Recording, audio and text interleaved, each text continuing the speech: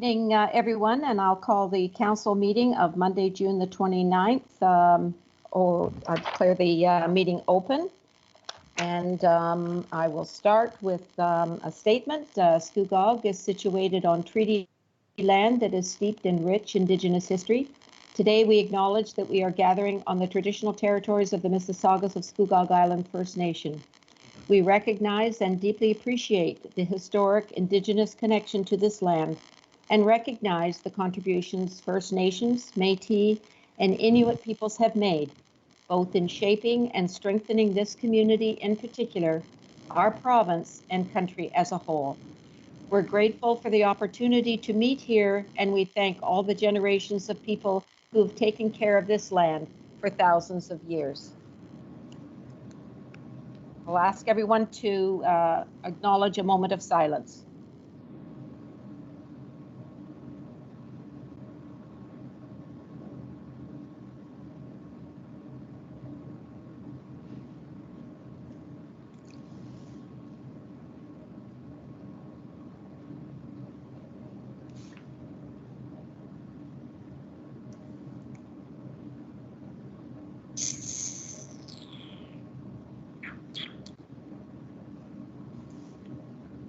Thank you. Mr. Clerk, we're getting some background noise.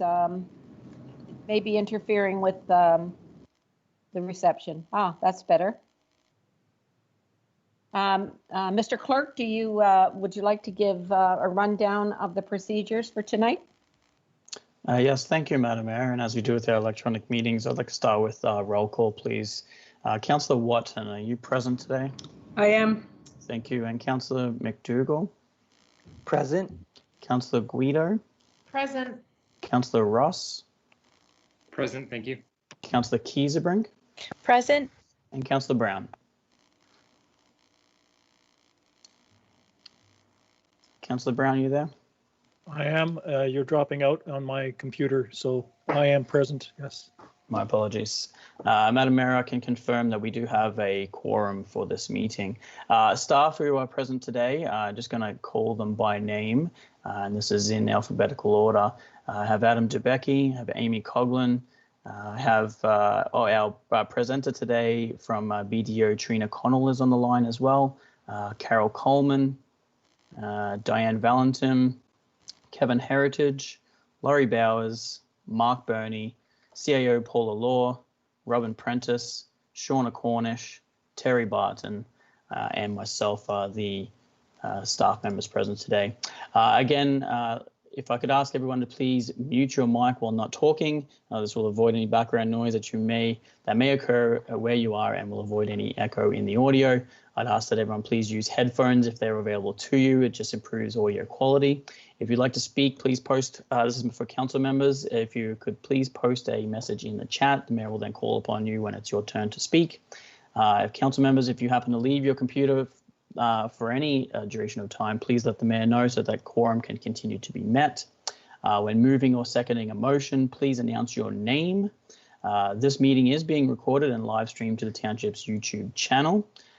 We will be using an electronic voting process during tonight's meeting. At the appropriate times, I will announce that the voting is open and council members will be asked to make a selection. Once everyone has voted, I will announce that the voting is closed. If for any reason a council member is unable to vote, please announce your vote verbally and say in favour or against. I will then log that vote for you. If the electronic voting system stops working for any reason, we will revert back to the mayor asking each council member for their vote. Thank you, Madam Mayor. That concludes my opening statement. Thank you, Mr. Clerk. Prior to tonight's open session, council met in closed session, and the business of that session was to approve the minutes of the closed sessions of May 25th, June 15th, and June 22nd. Are there any disclosures of pecuniary interest and the nature thereof? Councillor Brown? And the nature? Well, there's two natures. One is cannabis. I own stock in a medical marijuana company, so anything to do with cannabis, I'm out. Okay. And also the Queen Street closure, my stepson works for Marwan's, and so I will not be discussing the Queen Street closure, nor will I be voting on it. Okay, thank you. Thank you very much. Are there any other disclosures of pecuniary interest? Okay, seeing none. We'll move on to announcements from council. Are there any announcements from council?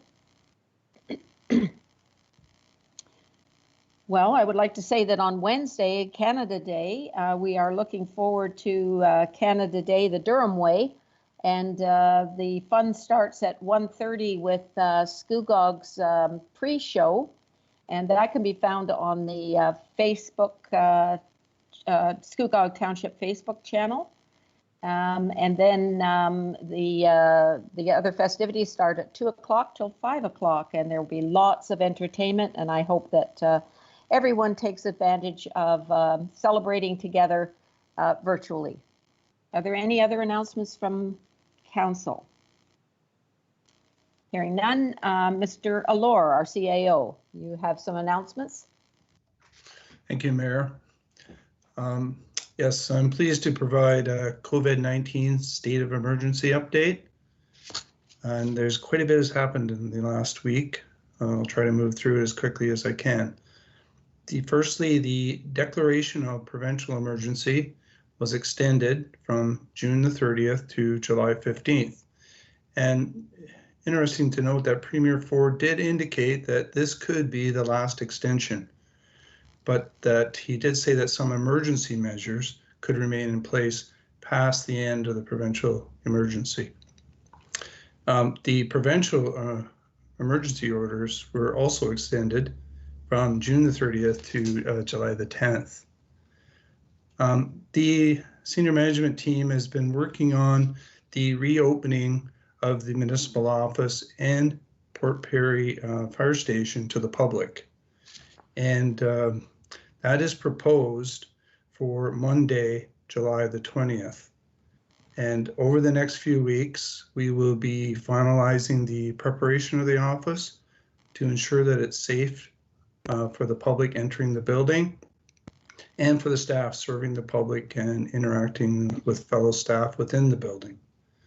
Some of the work that still needs to be completed, that is completed and still needs to be completed is we have completed the protective plexiglass screens that have installed at the front counter in the municipal office. We're just finalizing the installation of hand sanitizers at the various entry points. We are working on the signage and floor markings to promote physical distancing in the foyer and in the building. Washrooms in the lobby area will remain closed to the public for the time being.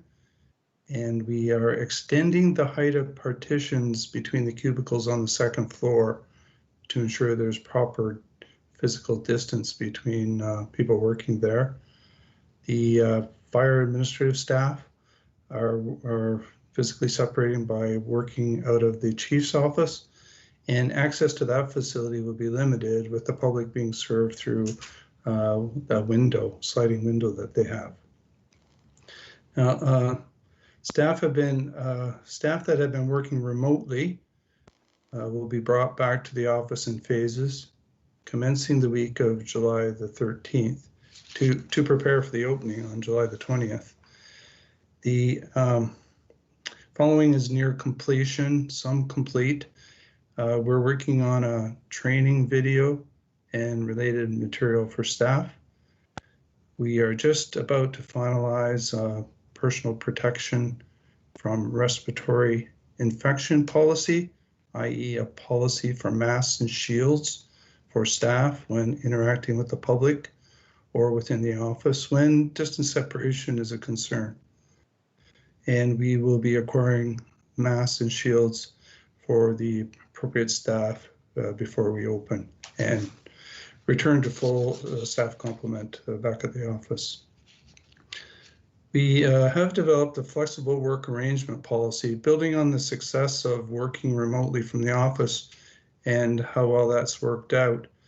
The policy will provide opportunities for some staff, those staff that are not needed to, from a customer service perspective, to be in the office, to continue working remotely up to 2 to 3 weeks 2 to 3 days a week as determined by the applicable director. Staff will continue with virtual meetings for the time being. Face-to-face meetings will be limited to those at the front counter with the newly installed plexiglass separating staff from the public. And only if absolutely necessary will staff meet face-to-face. And it'll be a pre-arranged meeting with the appropriate precautions taking place. We will maintain the enhanced cleaning of the building as we have. And we'll also have signage installed noting the limits on occupancy in the foyer and occupancy and physical distancing, and also in areas within the building such as the lunchroom, the washrooms, meeting rooms, and common areas. So the closure of community halls is to continue, and the possible opening of community halls will coincide with the time when the emergency order is lifted to permit bookings of rooms and events in the recreation facility. And that's the way it was structured in the plan that Council received a few weeks ago. Presently, the indoor use of our recreation facility is limited to those areas required to support summer day camps and the use of the facility for emergency purposes, such as a cooling center during an extreme heat event or by the Canadian Blood Services. And please note that a blood donor clinic is scheduled at the community center on Saturday, July the 25th. It will end because it's on a Saturday. It won't interfere with the day camps that are summer day camps that are being proposed. Included in your agenda, of course, is a report on the Stage 2 Recreation and Cultural Reopening Plan.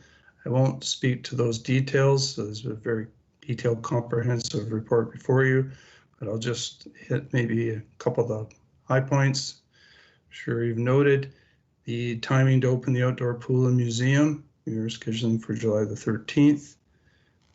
Commencement of a modified summer camp program to commence July the 20th. And you probably noted that the registration for summer camps begins July 6th, and the first week will be offered exclusive to Scugog residents. Also permitting of sports fields or team training, not play, not scrimmage, just training, is now available upon request. There's also a report in the agenda from our CEO of the Scugog Library detailing the Phase 2 reopening plan to the public, which is to take place on Tuesday, July the 14th. A lot of openings and dates before you tonight. There was a slight change I'd just like to mention to the Stage 2 order with respect to indoor sports and recreation facilities. Was made on Friday the 26th, and it was with respect to indoor sports and recreation fitness facilities. Just in case it wasn't quite clear when it was announced, but I had a look at the order in council today. The change allows for gyms and fitness studios to open as long as they follow the restrictions in the order. And some of the key restrictions are that the access is only permitted for employees of the business and the people being trained. No spectators, unless a parent is permitted for someone under the age of, to accompany someone under the age of 18. You must maintain 2 meters distance within the facility. No scrimmages, games, just training. 2 last quick points. We've had some inquiries about the public washroom signage we have in the downtown area and some confusion that about that since the washrooms are closed at the current time. So we will be covering the public washroom signage that is about the downtown for the time being. And then just finally, some good news: the Port Perry Farmers Market is opening on Saturday, July the 4th. In its regular spot at the foot of Queen Street, at the edge of Palmer Park on the waterfront. And that's my update. Thank you, Madam Mayor. Thank you, Mr. CAO. A lot of work has gone into getting ready for stage 2, and certainly thank all those involved. Are there any questions other than, what is going to be in the report further in the agenda? Are there any questions from council to our CAO about that verbal report?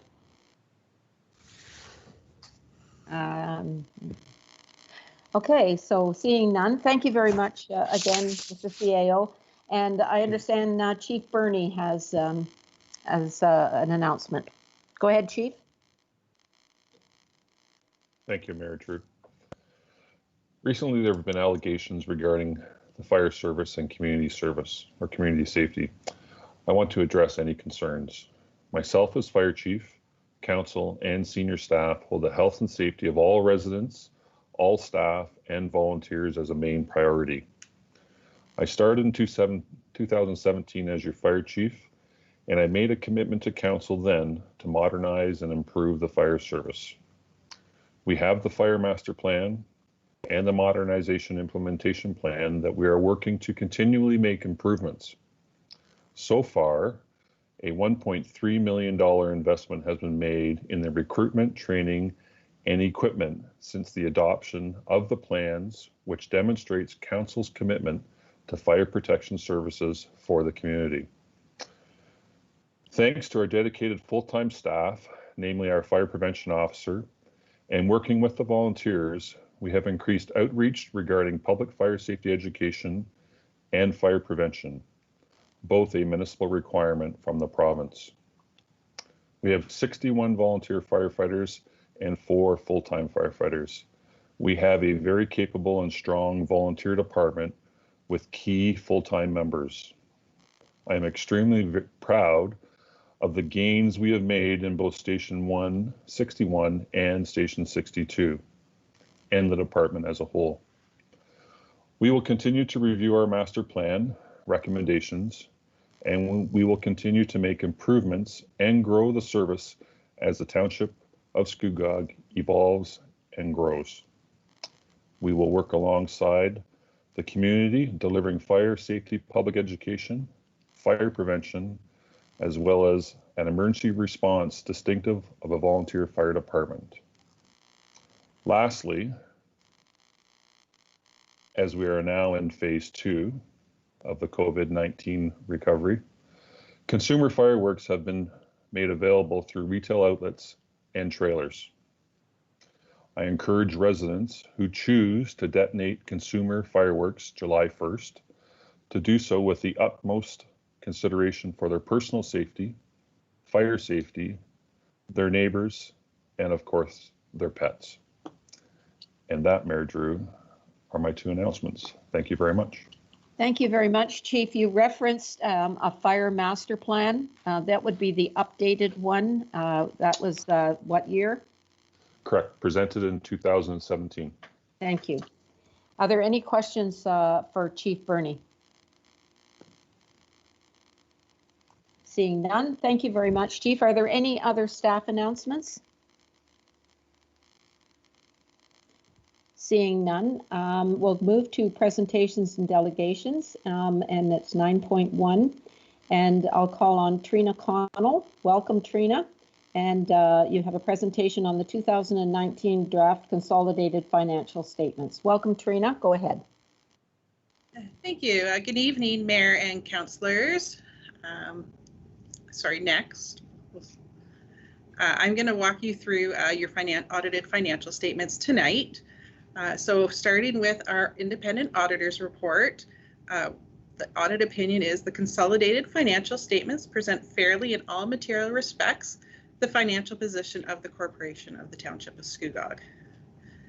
The responsibilities of management and those charged with governance include preparation and fair presentation of the financial statements in accordance with Canadian public sector accounting standards, the internal control necessary to enable the preparation of the financial statements, assessing matters related to going concern and using the going concern basis of accounting, and those charged with governance are responsible for the overseeing the financial reporting process. Next. Our responsibility as auditors is to obtain reasonable assurance about whether the financial statements as a whole are free from material misstatement, whether due to fraud or error, to issue an auditor's report that includes our opinion, to conduct the audit under Canadian generally accepted auditing standards, to identify and assess the risks of material misstatement, to design and perform the audit procedures responsive to those risks, to obtain audit evidence that is sufficient and appropriate to provide the basis of our opinion, to obtain an understanding of your internal controls relevant to the audit in order to design appropriate audit procedures, to evaluate the appropriateness of accounting policies, and to evaluate the reasonableness of management's accounting estimates. We conclude on management's use of the going concern basis of accounting, and we evaluate the overall presentation, structure, and content of your financial statements and its disclosures. Next. Okay, so we're going to move on to the statement of financial positions.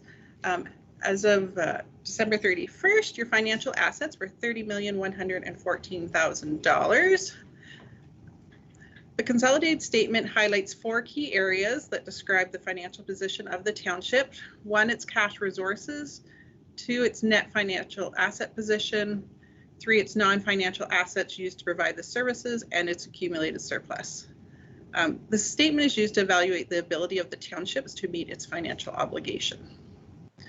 Overall, the financial assets have increased $3.6 million in 2019, and this is due to an increase of cash of approximately $2.5 million. The statement of cash flow summarizes the sources and uses of the cash throughout the year for the township. Taxes receivable has increased $200,000, and this is mainly due to taxes that are due over a year and the interest that is accruing on these amounts. And accounts receivable has increased $473,000, and this is due to an increase of grants receivables and recreational fees outstanding. Next.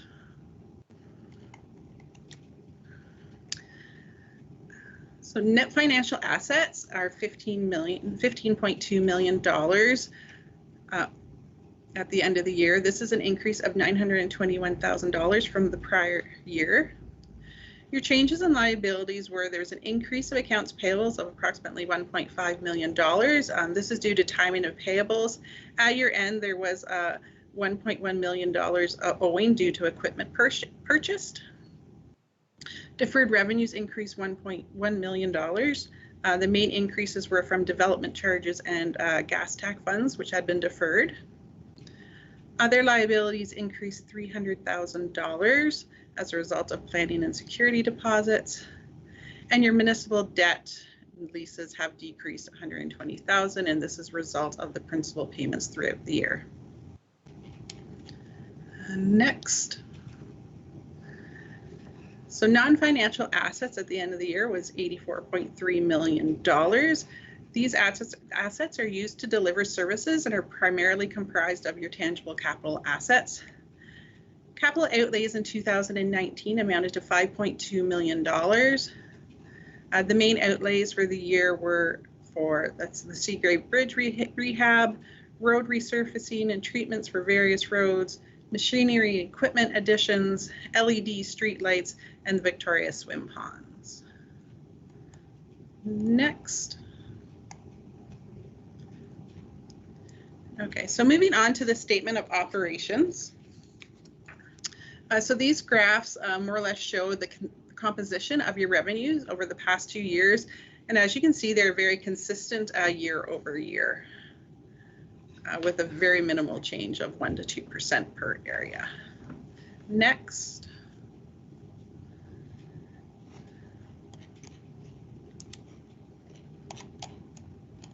So revenues this year was $22.4 million. This is an increase of $1.9 million from the prior year. The increases were due to the following items. There was an increase in your tax levy of $643,000, which you had budgeted for. An increase in your grant revenue of $661,000. Increase in your casino revenues of $247,000. an increase of $88,000 for investment income, an increase in donations of $308,000, and a change of the loss of disposal of assets of $117,000. This was offset by a decrease in user charges of $94,000 and a decrease of development charges recognized of $15,000. Next.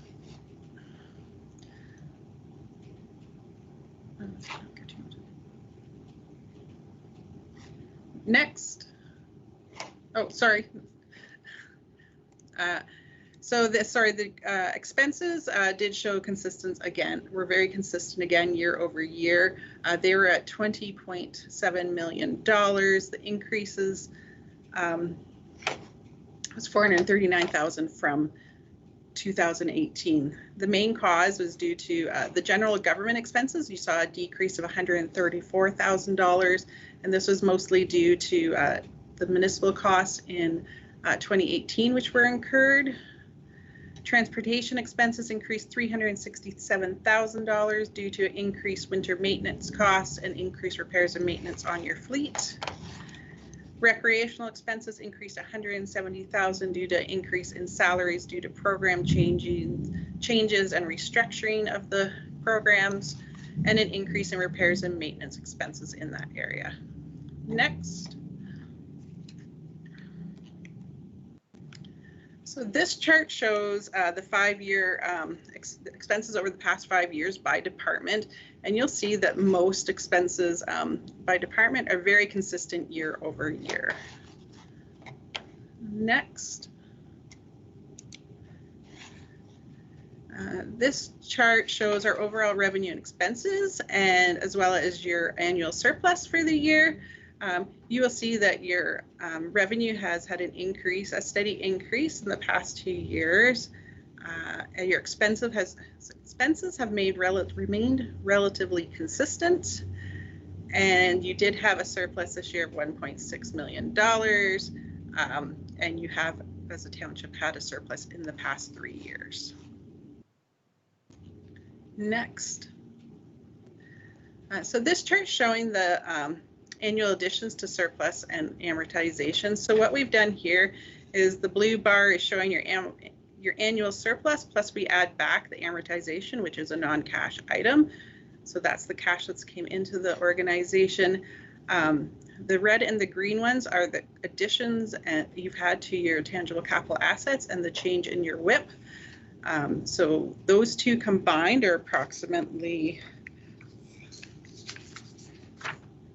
$5.2 million.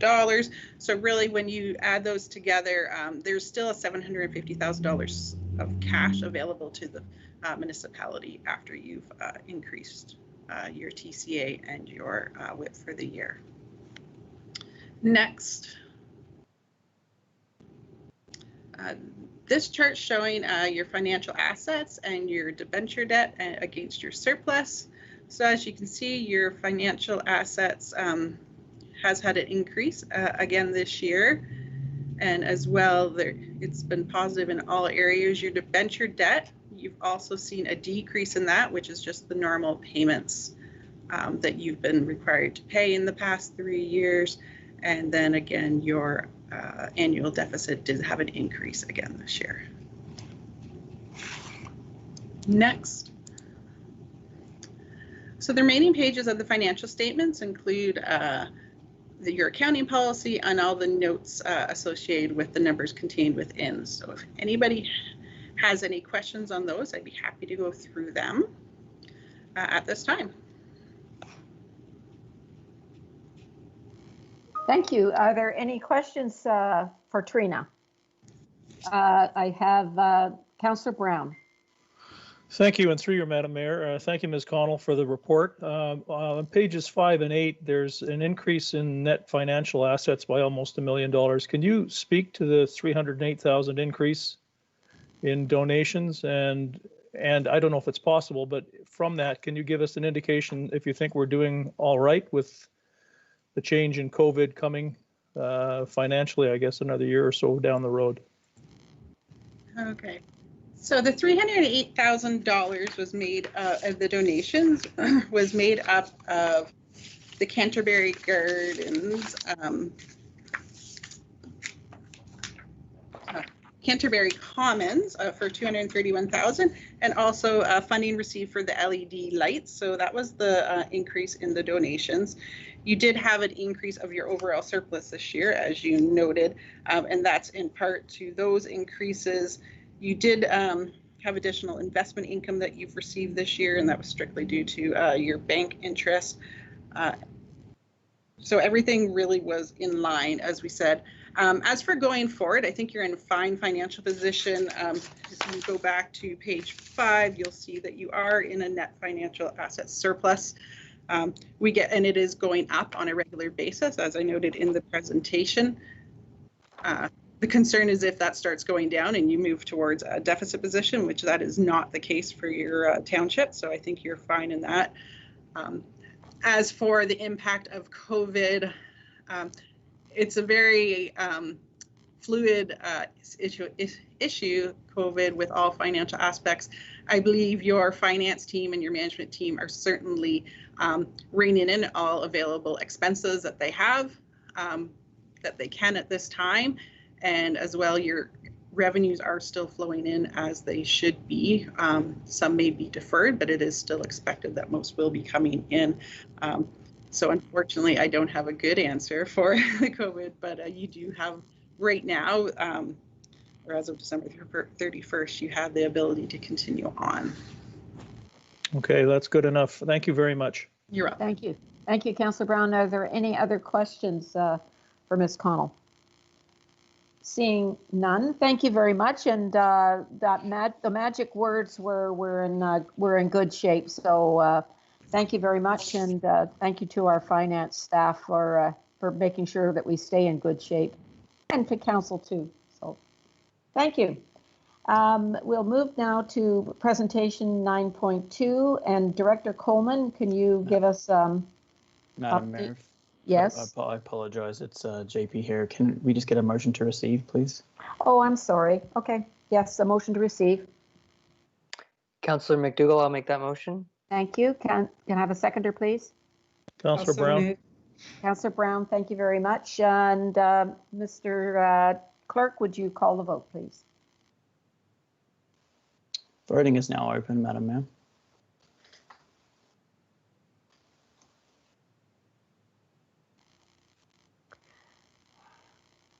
Seeing that everyone has voted, I'm closing the vote now.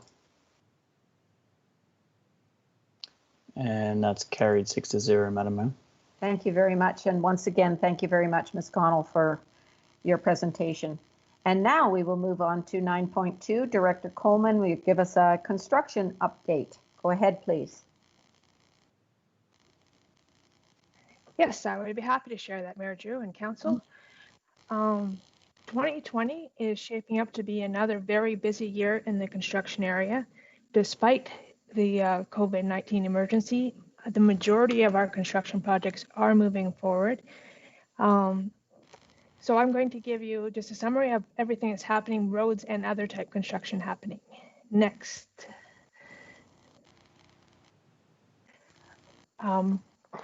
So construction fits into our strategic plan in several different areas. The strongest ties are through strategic direction number 1, roads and municipal infrastructure, strategic direction number 2, financial sustainability, and strategic direction number 7, complete community. Next. So first I'll talk about road construction. Within Scugog, the roads are under the jurisdiction of different organizations. We have the Township of Scugog roads. We also have provincial highways such as 712 and 7A, and we also have several Region of Durham roads. There's also work happening on roads right now by Enbridge Gas. Next. So one of the big projects happening right now from the Ministry of Transportation is the reconstruction of Highway 7A. And that goes from Water Street to Regional Road 57 North, and it includes a paved shoulder. So it's not a designated cycling facility, but it can be used for cyclists. And is underway now, and we expect completion by the end of 2020. Next. Another very large project that's happening right now is by Enbridge Gas, bringing gas to Scugog Island. They've completed all the installation of the gas main along Highway 7A, and now they're working on various roads on the island. And construction is underway now and expected to continue into next year. The system is expected to be active in 2021 and beyond. And if anyone's looking for more information on that, Enbridge does have a storefront property on Water Street, or there's a website you can go to as shown on this screen. Next. The region of Durham is working on a project on Shirley Road that started last week. It's from roughly Graham Road to Old Scugog Road. It's 7 kilometers long. They're going to be road resurfacing the entire road with a new culverts, pulverizing, and surface treatment. There will be some lane restrictions during the construction, but the road will remain open the whole time, and it's expected to be completed by October of this year. Next. Now I'm going to talk about all construction being done by the Township of Scugog. Next. Road construction. Next. Marsh Hill Road. We resurfaced Marsh Hill Road. It was completed last week with the double surface treatment. It starts just south of Epsom and it goes up to line 9. It's a total of 3.5 kilometers. It's what we call rural rehabilitation. So it's pulverizing, ditching. We add granular, we grade it, and double surface treatment. And it will remain as it is until about August, and then we'll add a slurry seal just to finally seal in the process. Next. Portview Road is going to start construction very soon from Island Road to the top of the hill, which is the really rough section of that road. It's a road rehabilitation with pulverizing, ditching, new granulars, grading, and this one will have hot mix asphalt. Its construction is scheduled to start in July. It's 500 meters long and it's expected to be completed in September of this year. Next. Pine Point Road. It has also been under construction from 113 meters east of Mississauga's Trail to the West Tie-In. It is a double surface treatment and slurry seal for about 1.2 kilometers. And then the remaining section over to Alder Drive, we're doing a single surface treatment and we're doing a slurry seal over the whole thing. The total length of road being done is 2.2 kilometers, and everything has been done up to the double surface treatment now, and then we'll come back in August and do the slurry seal and finish it off. Next. So similar to Pine Point Road, Russell Road is getting the same type of treatment. It's from Shirley Road to the south end of the road, about 1.5 kilometers. And the double surface treatment was completed last week and the slurry seal in August again. Next. Scugog Line 4 is the same schedule and the same type of work. And it's from Marsh Hill Road to 800 meters east of Marsh Hill Road. And again, it will be completed in August with the slurry seal. Next. Major Street reconstruction from Union Avenue to Earl Cuddy Boulevard. It's a full road reconstruction to an urban standard with curbs and gutters. We've talked to the region and coordinated with them, and they want to also replace the water main at the same time. And there'll be a sidewalk replacement on the north side. The design is nearly 90% done, except for the water main portion of the design, which the region is doing. So we're waiting for that portion from them for the water main, and then as soon as we have it all together, we'll be able to tender it. We're hoping to tender for fall construction, but we're dependent on the region's timing. It's only 180 meters long, but it's a section that's well used and it's in really rough shape. So we hope we can get that done this year. Next. We increased the gravel resurfacing program this year. It was, I believe, $600,000 last year, and it's $725,000 this year. And we're able to do a total of 22 kilometers with that at 6 inches thick granular A. And it also includes the dust control that we do every year. So here's a list of the roads that will be done this year. Work will start in the next week or two and should be done by the end of August. Next. We're also continuing with our preventive maintenance program to keep our good roads good. This year we're doing slurry seal on Spring Boulevard, on Cartwright West Quarter Line, and as I mentioned earlier, on Pine Point Road. We've also doing crack sealing again this year, and that's already been completed. And we also rented a spray patch rental, and that is just being finished up for this year.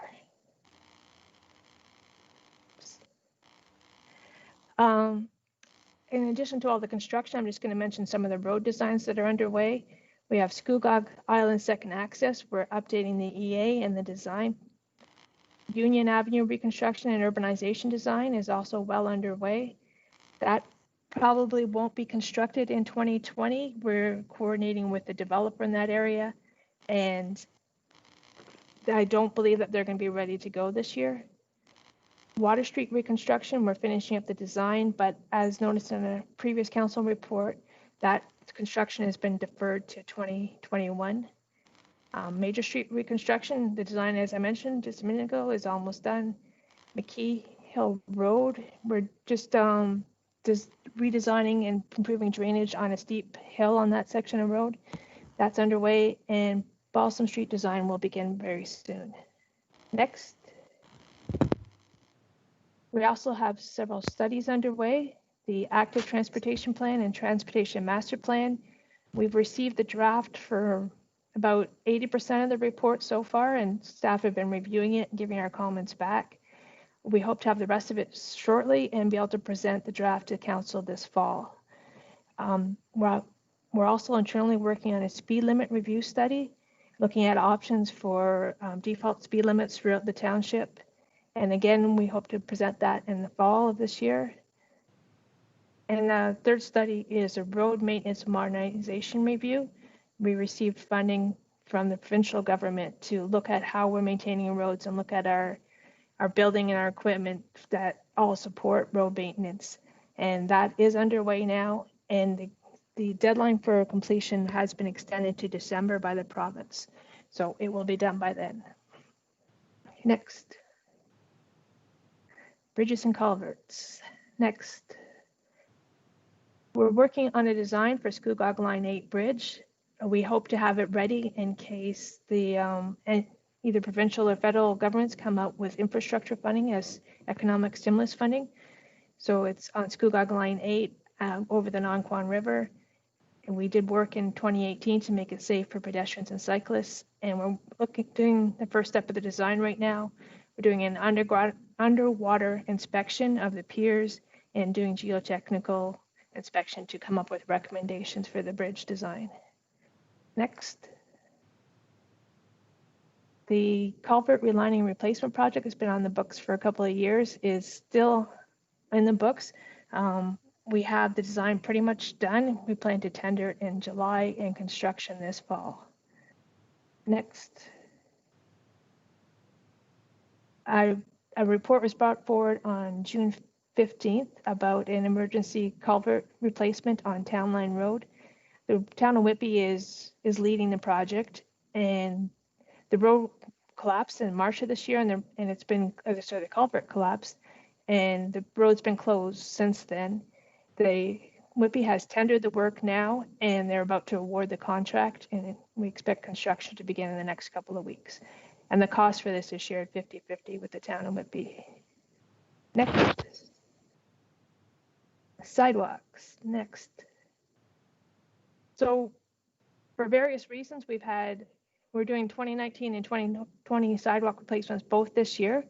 So the 2019 sidewalk replacement infill included the walkway between Blossom Court and Simcoe Street, a connection to the waterfront trail between the marina and the library, various replacement bays, and all the work has been completed. All the sidewalk has been poured, but there's just some restoration such as sodding or asphalt paving left to be done. Otherwise, that project's complete. Next. And the 2020 sidewalk replacement, it concentrated on school zones and some sidewalk replacement along Scugog Street. Again, all the concrete sidewalk has been poured, but there's some restoration work still to be done with sodding and asphalt. Next. Parks. Next. This year we are replacing the Apple Valley Playground. It is 20 years old, the playground equipment there. The request for proposal for this project closes this Friday, and we expect the playground installation late summer this year or early fall. Next. There are 4 projects that were identified for Palmer Park this year. The splash pad repairs, resurfacing, replacement of features. We delayed this during the COVID emergency, and we don't want to proceed with it now that the splash pad is active, but we are looking at maybe ordering some of the replacement features to have them ready to go for next spring, and we'll do the remainder of the work in the spring of next year to have it ready for the summer of 2021. The gazebo roof replacement, we're working with the Rotary Club to do this, and we haven't set a schedule for it yet, so I don't know quite when this happened, but we're hoping to proceed this year. The picnic shelter repairs, we're taking a closer look at it to get a structural evaluation done and see what needs to be repaired. Our preliminary review of it looks like it might need to be replaced, not repaired, but we'll take a better look at it and see if we can just replace some of the structural elements and extend the life of it. We also had in the books this year to do an evaluation and design for a washroom in Palmer Park. And we're waiting for the waterfront action plan to be completed because the location of the washroom, the design will depend on where its location, so that will affect it. Next. Cartwright ball diamond lighting is finally going ahead. We were successful this year. We did get that Earl. Cartwright Sports received the Trillium grant. So we have awarded the project, and the equipment, the new poles and fixtures have been ordered. We expect work to begin very shortly. And if everything arrives on schedule, then it will be completed in August of this year. Next. Stormwater management. Next. So I'm not going to talk too much about the Lake Scugog enhancement project. There is a report in the agenda tonight about that, but the design and permitting are ongoing. We have made some good progress in that area. The preferred solution has been identified. The cost is still a little bit variable because we don't have all the permits in place, but it's looking at approximately 4.7 million is what we're looking to raise funds for. It's to be funded primarily through donations and grants.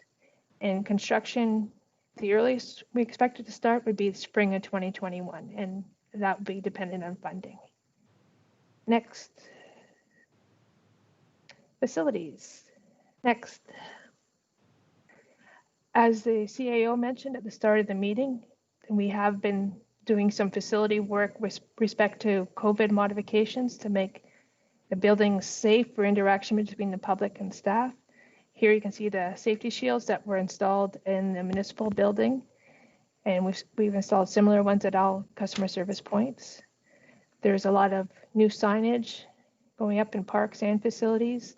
We've ordered floor decals for spacing. We're modifying workstation, installing sanitizers, and in the arena we've installed elbow bars so you can pull open a door with your elbow instead of using your hands. So those are some examples of things that we're doing to make things safe. Next. The Blacksack Arena preliminary design is still underway. It's mostly done. We're hoping to bring it forward to council to present in the fall. It has been delayed a little bit over the last few months as staff have been very busy with the COVID-19 emergency. The public consultation was complete. The scope right now is to replace the arena and build a new gymnasium, indoor walking track, and multi-purpose rooms. And we have not heard back yet about the ICIP grant application for the project, so we still have our fingers crossed for that. Detailed design will depend on receiving that grant. And if we're successful, construction would likely happen in 2022-23. Next. This was a smaller project, but a big improvement at 1647 Reach Street. It's the old hydro building that was the township inherited. We had a project this year to replace the garage doors and the entry door and to clean up the yard and install signage. The work has all been completed now. You can see the garage doors that were falling off before have now been replaced in a much better condition and make this a much more usable building for storage for the township. Next. Other facility construction, the SCRC condenser water tank has been replaced. The retractable walls in the community hall have been repaired, and you can see a photo there. They look much, much better now. The relocation of the finance department to the G1 unit, the design is underway, and hopefully that will begin in the next month or so. The sand dome replacement has been delayed a little bit, partly due to COVID and partly due to staff being quite busy right now. So we hope to start the design and construction for that this fall. Next.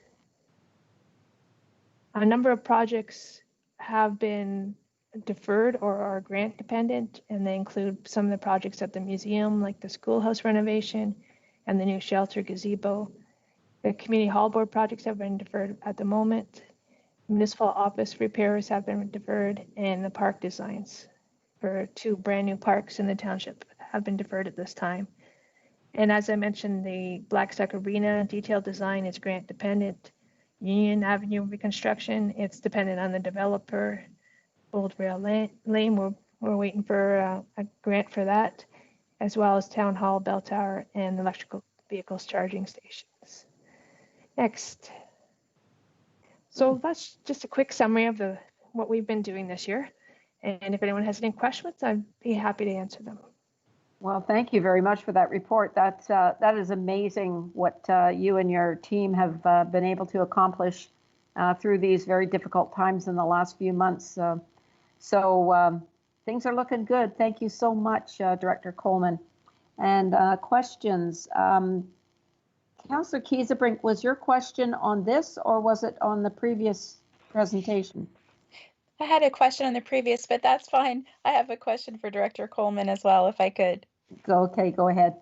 Thank you, Madam Mayor. Director Coleman, thank you so much for this excellent report. I appreciate the photos. Thank you for putting it on the website too. We've got the capital projects road construction forecast on the website with a map, which is so helpful. And then the roads and infrastructure construction update. I was wondering if we could also get because I know you did a similar report last year, if we could get last year's report on the same page on the website. So it's just so great because there's so many roads that we're waiting on and people are anxious to see those roads get repaired. It's nice to at least see what's been done and what we're still working on. It gives us a little bit of hope for the time that it's going to take to get this all caught up. So I was just wondering if that would be possible. Through you, Madam Mayor, to the councillor, yes, we can do that. And thank you also for the pictures, the gym wall, the SCRC community hall retractable wall repairs look a lot better. So great job on that. And also the Reach Street facility, everything looks good. Congratulations. Thank you. Thank you, Councillor Kiesebrink. Councillor Ross? Thank you, Madam Mayor. Through you to the director. First off, thank you very much for both Portview and Pine Point Road. I can report that Portview actually started today with culvert replacement. So it's good to see those projects moving forward. First question, just in regards to time frame for the second access EA. Do we know when we're expecting that? Through you, Madam Mayor, to the councillor, I'm just looking up in our budget when we have it scheduled. We have a 2021 forecast construction that I'm not sure at this point if that's for sure that'll happen. We might break it down into 2 projects and do 1 section at a time. And it depends a bit on we're coordinating with the Ministry of Transportation for our connection to Highway 7A. So it depends on how that goes. And we're also getting some resistance from a property owner on the north section, and that is causing us some delays right now too. But we're pushing forward, and it would be great if at least half of it could be built in 2021. Excellent. And the environmental assessment, will that be completed this year? That's our intention to finish this year, yes. Okay, perfect. The second question I have is in regards to the Enbridge gas expansion. It's my understanding that a secondary feasibility study will be conducted to service the other areas of the island after the primary line is in place. Do you have any further information on that? Through your Madam Mayor, Councillor, sorry, I don't have any updates on that, but we can follow up with Enbridge.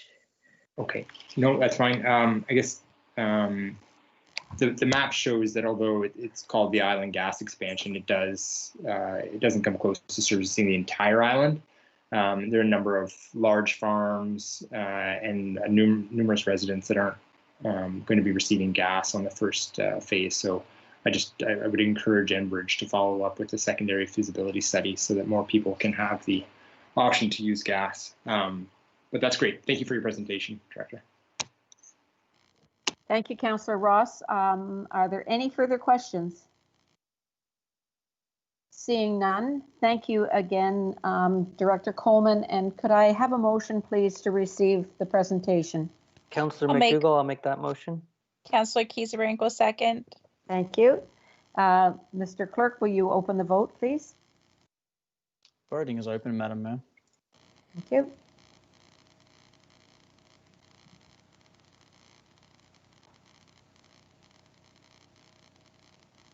Seeing that everyone has voted, I'm now closing the vote.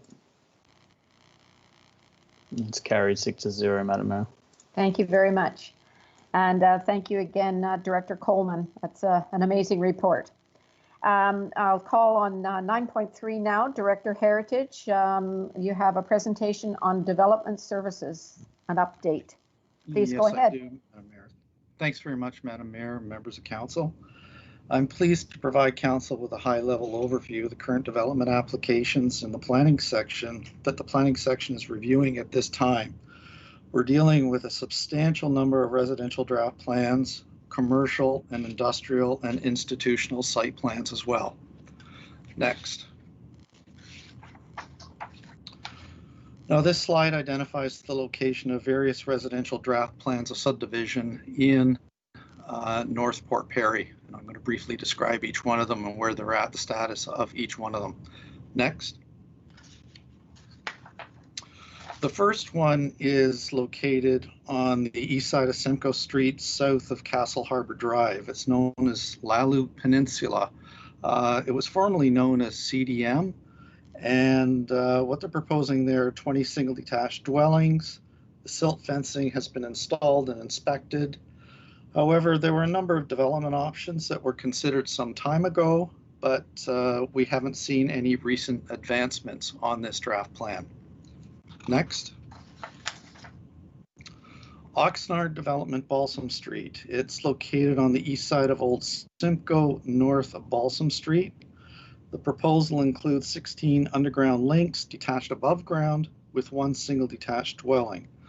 Now, both the zoning and the draft plan of subdivision applications have been appealed to LPAT, and a pre-hearing and mediation have yet to be scheduled.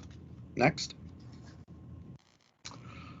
Oxnard is also developing the site on the west side of Old Simcoe, south of Reach. It includes 40 street townhouses. Municipal services are currently being extended from Sherrington Drive from the west to service the subject property, being municipal water and municipal sanitary. The subdivision agreement is close to completion, and a minor variance application was submitted to reduce the corner lot areas. The Committee of Adjustment considered the application on June 23rd and approved the application. Next. Canterbury Common, Geranium. This proposal is for 99 detached dwellings in 2 phases. In addition to the 99 detached dwellings, there's an anticipated 4-story retirement home comprising of independent and assisted living units. Now that is to be located what is known on Block 100, and that's located at the northeast corner of Simcoe and Country Estates.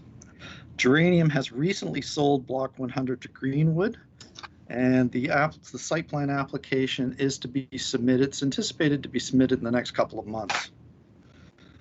Now, in addition to this development, the open space lands have been transferred from Geranium to the township, and they will eventually be transferred from the township to the Canterbury Common Residents Association.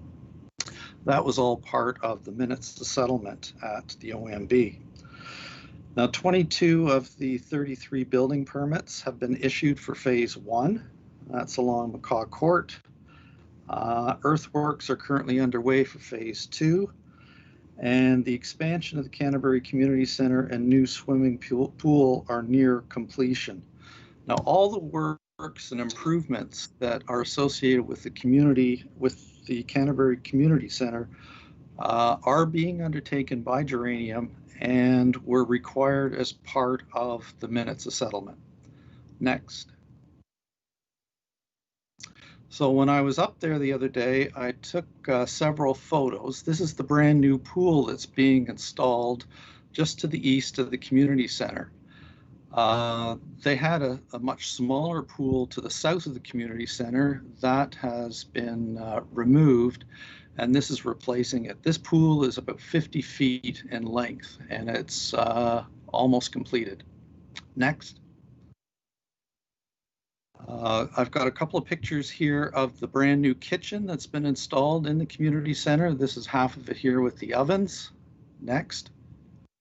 And the other half includes the refrigerators and microwave. So it's a substantial kitchen that has been built, and it includes brand new appliances, new flooring, and so on. Next.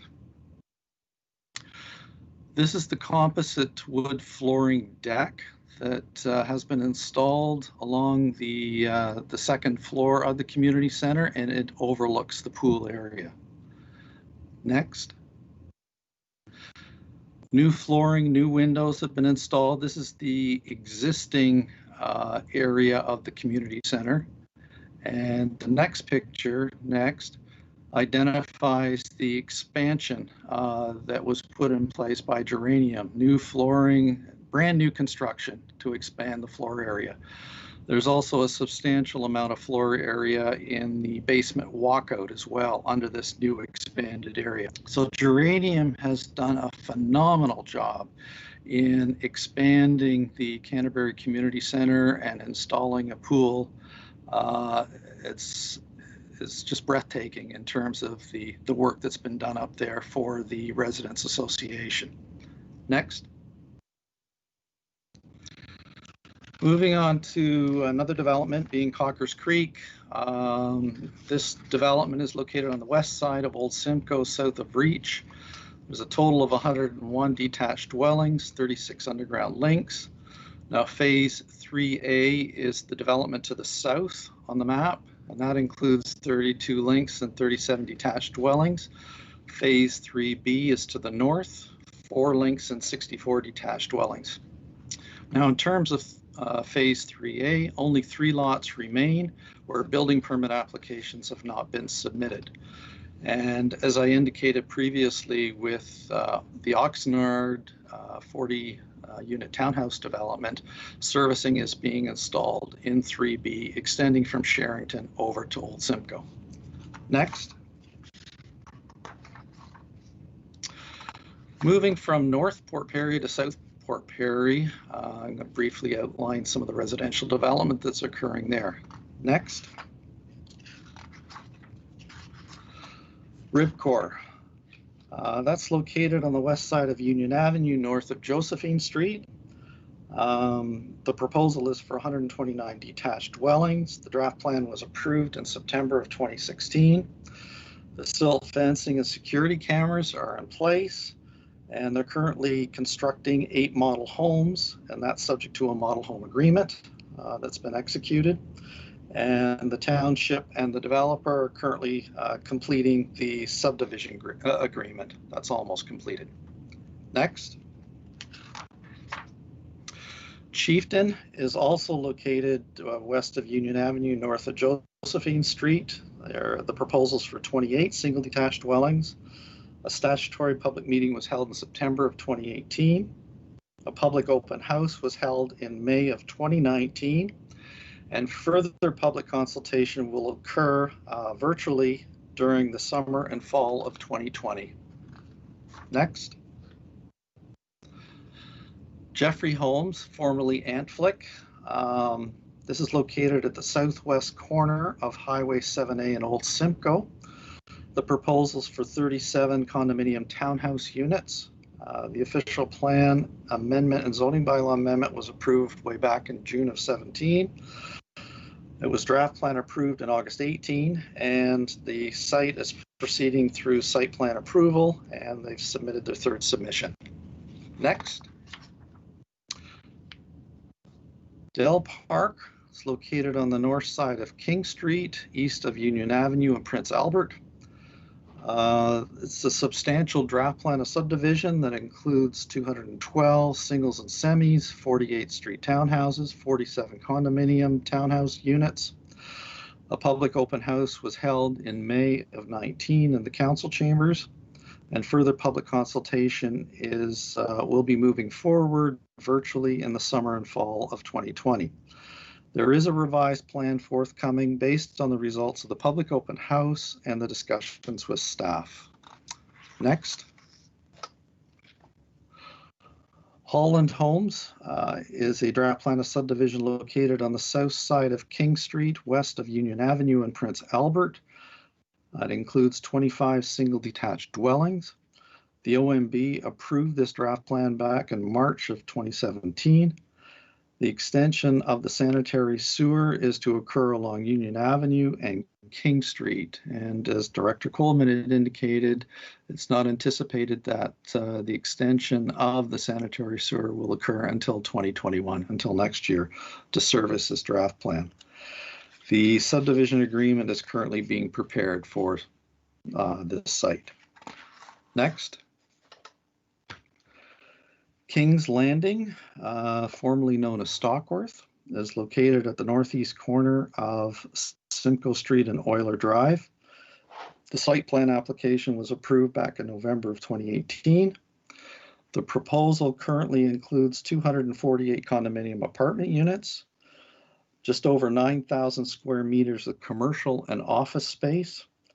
And as you know, as you drive by, the sales pavilion is currently under construction, and the anticipated sales of the units is to commence in the fall of 2020. The sales pavilion is almost completed.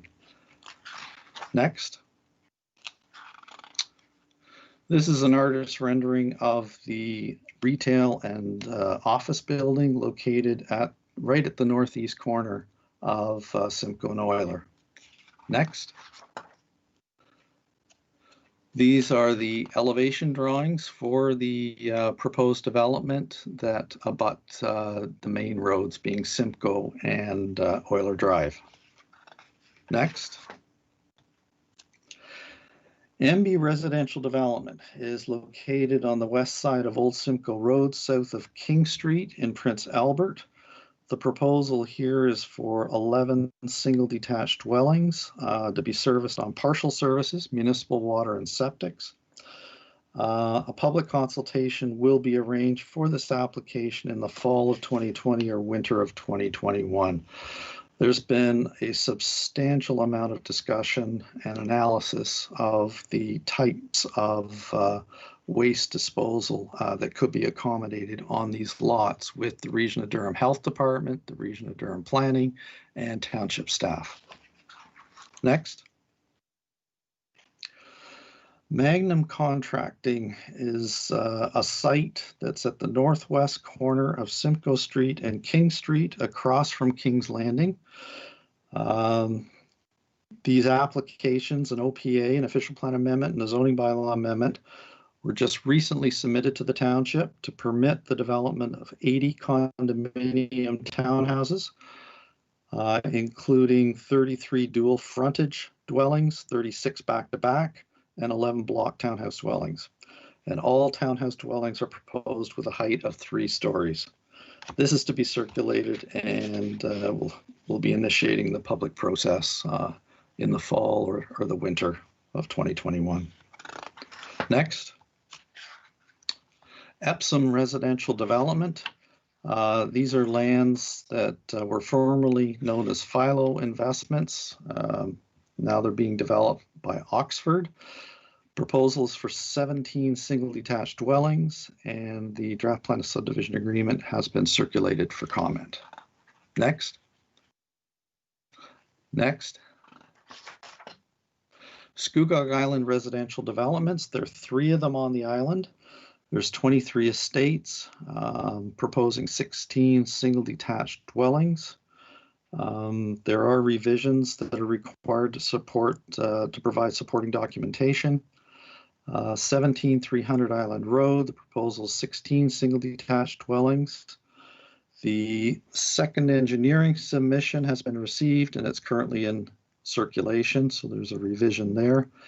And for Henley Story, 13 single detached dwellings proposed. Third engineering submission has been reviewed and we're awaiting the submission of the 4th submission. Next. Nestleton Station, residential draft plan of subdivisions located at the northeast corner of Highway 7A and Nestleton Road.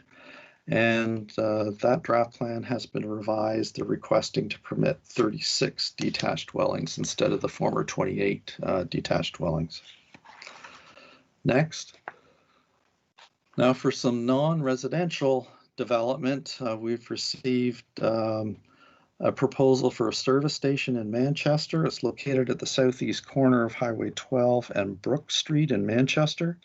The zoning bylaw amendment application has been submitted to permit a service station and convenience store. The applicant is proposing to construct a 4-pump gas station with canopy and an associated 2,200 square foot retail convenience store. Next.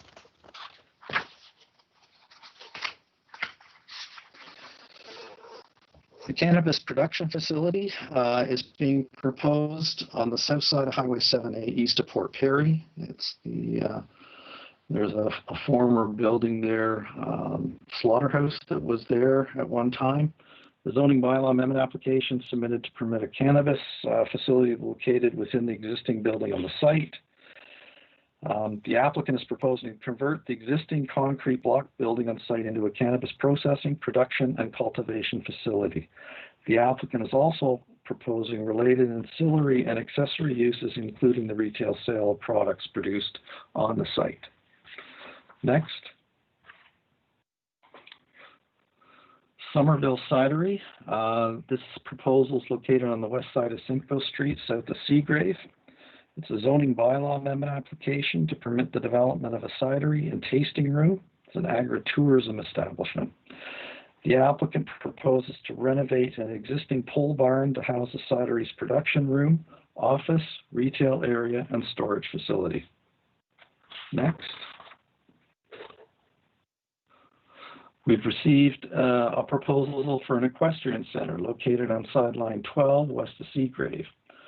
The zoning bylaw amendment and site plan applications have been submitted to permit a portion of the 100-acre site to host approximately 6 equestrian events each year. And the events will range from 25 to 200 horses and riders, and the events to be held between May and September. Next. Peter Verschuren's proposal at 12 Easy Street. The next couple of proposals are within our employment area, north of Scugog Line 6. So proposal includes a 1-story, 1,200 square meter industrial building for a contractor's yard, cartage, or transport depot for the repair, maintenance, and parking of associated facilities. This development is almost complete, and it's anticipated that it will be operational within the next month. Next. Addersley Tire is just up the street at 16 Easy Street. The site plan application was submitted to permit the construction of a two-story building comprising a total floor area of 575 square meters. And the site plan agreement has recently been executed, signed by both the applicant and the township. Next, Taylor Ford. They're establishing a brand new dealership on the south side of Highway 7A, and they're moving to this location. It includes a service department and accessory car wash building. The earthworks and servicing of the site are currently underway. Next. Woodland Mills is located in the employment area just on the north side of Scugog Line 6. The proposal is for 1,136 square meter one-story industrial building for the manufacturing of portable sawmills. Currently, they are installing the municipal water on the site and other services, and they anticipate opening up in the fall of this year. Next, James Taylor. This site is located at the southeast corner of Reach Street and Northport Road. The proposal is to construct two industrial buildings, including 1,060 square meters together with 240 self-storage units. We're currently dealing with James Taylor. The township and the KRCA are dealing with James Taylor regarding stormwater management and regarding a development charges appeal. The development charges appeal matter will be proceeding to mediation at LPAT. Next. As council is aware, they dealt with the Comfort Inn last week for the development of a hotel, a 72-room, 4-story hotel on the south side of Highway 7A as part of the golf course. And the site plan has been council approved in principle, subject to the details coming forward and approval by staff. Both the mayor and the clerk have the authority to execute the site plan agreement when it's complete. Next. Adamson Engineering is also located on the north side of Scugog Line 6. They have recently submitted a site plan application to permit an 80,000 square foot expansion with the future intent of further additions of 3 being 40,000 square feet each. And once completed, they will employ up to 280 staff. Next. And the final slide, Oak Ridge's Hospice, located on the south side of Highway 7A. And as you know, it's under construction, and it will ultimately operate a 10-bed hospice, and the balance of the land will be developed for future residential land uses. Next. Thank you very much, Madam Mayor. I'd be pleased to respond or answer any questions that you or council will have. Thank you, Director Heritage. I think we're getting a lot of background. Could I ask everybody to turn off their mics, please? Thank you. Can you hear me, Director Heritage? Yes, Madam Yes, Mayor. I can, Madam Mayor. There was all of a sudden silence there. Thank you very much, Director Heritage. I'm guessing that you and your staff don't have much spare time on your hands. What? No, not with development applications, building permits, and COVID-19, and by law enforcement issues. No. No, I wouldn't think so. That's a pretty extensive presentation, and thank you very much for those very timely updates for all of us. I really appreciate it. I think we have some questions here. Councillor Kiesebrink, was that for the previous presentation? For this one, thank you, Madam Mayor. Okay, please go ahead.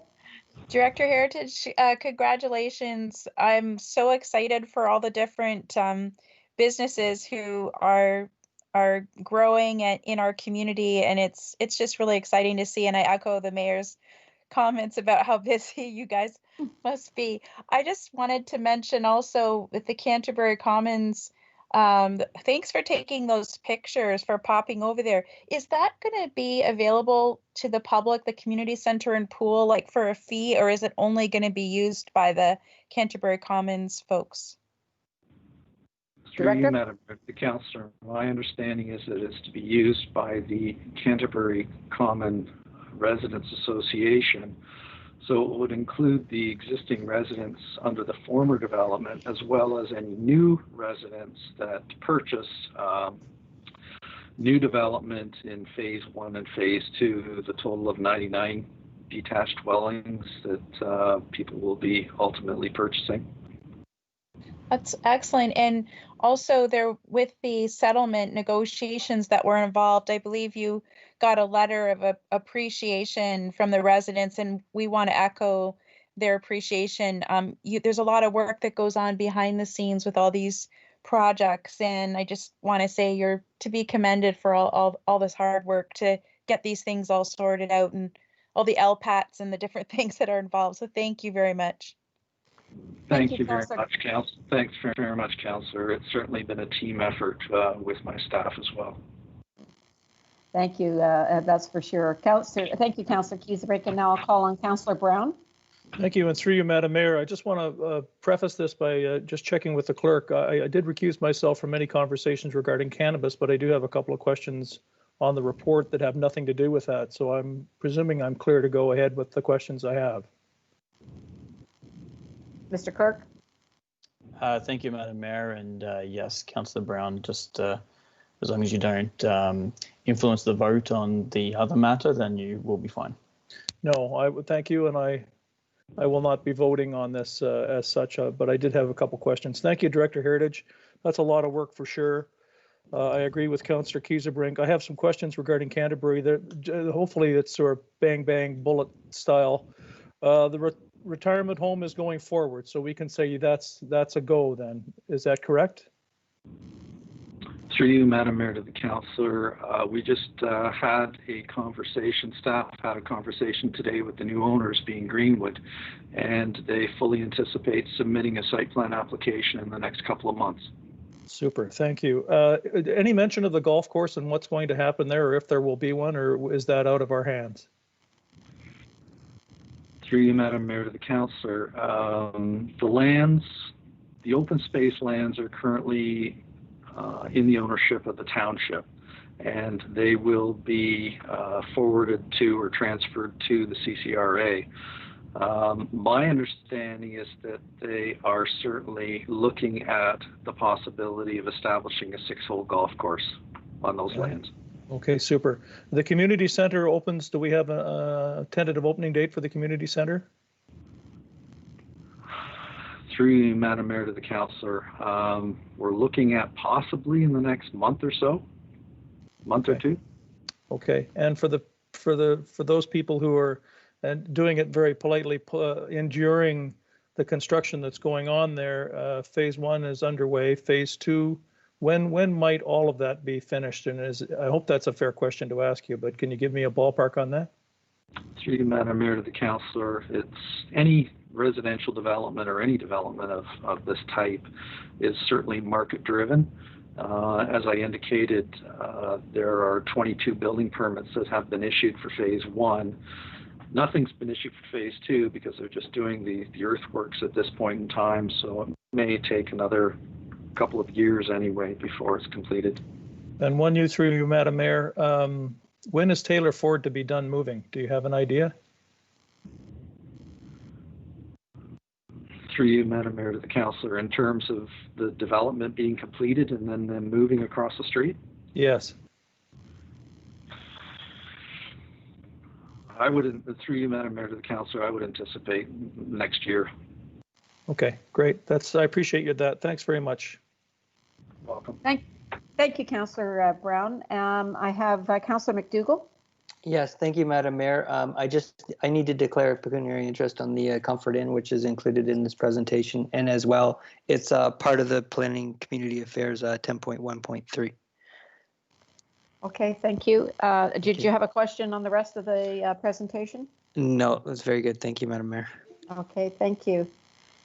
And no further questions. Okay, thank you very much. And again, Director Heritage, incredible amount of work has been accomplished and is ongoing. So thank you very much to you and your staff. Could I have a motion, please, to receive the presentation?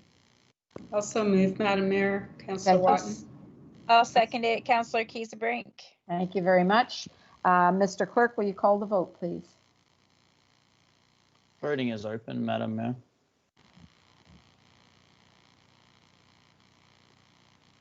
Seeing everyone has voted, I'm going to close the vote now. That's carried with 4 yeses, Madam Mayor. Councillor McDougall abstained, having declared a plenary, and Councillor Brown, having previously declared, also did not vote. Thank you very much.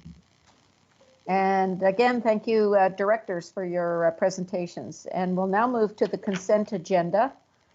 And I have 10.1.3 pulled, 10.1.5, 0.6, 0.8, 10.2.1, 0.2, 0.3, 0.4, 0.6, 0.8, and 0.10. Are there any other polls? Madam Mayor, did you pull 0.7? No. Yes, I had requested 10.1.7, I think. So that's Councillor Kiesebrink and Councillor Guido? Yep. Yes, thank you. 10.1.7 or 10.2.7? I was 1.7. Yes, I got that. And Do you have 10 Councillor point? Do you have 10.2.1 and 0.2? Yes, I have them. Thank you, Madam Mayor. Councillor Kiesebrink, was it 10.2.7 you wanted poll? 1.7. 1.7. Okay, so that was polled. Thank you. To the rest, may I have a motion, please, to accept the reports, to receive the reports? Motion, I'll make please. that motion, Madam Mayor. Councillor Kiesebrink. I'll second that, Madam Mayor. Thank you, Councillor Watton. Mr. Clerk, will you call the vote, please? Voting is open, Madam Mayor. Thank you.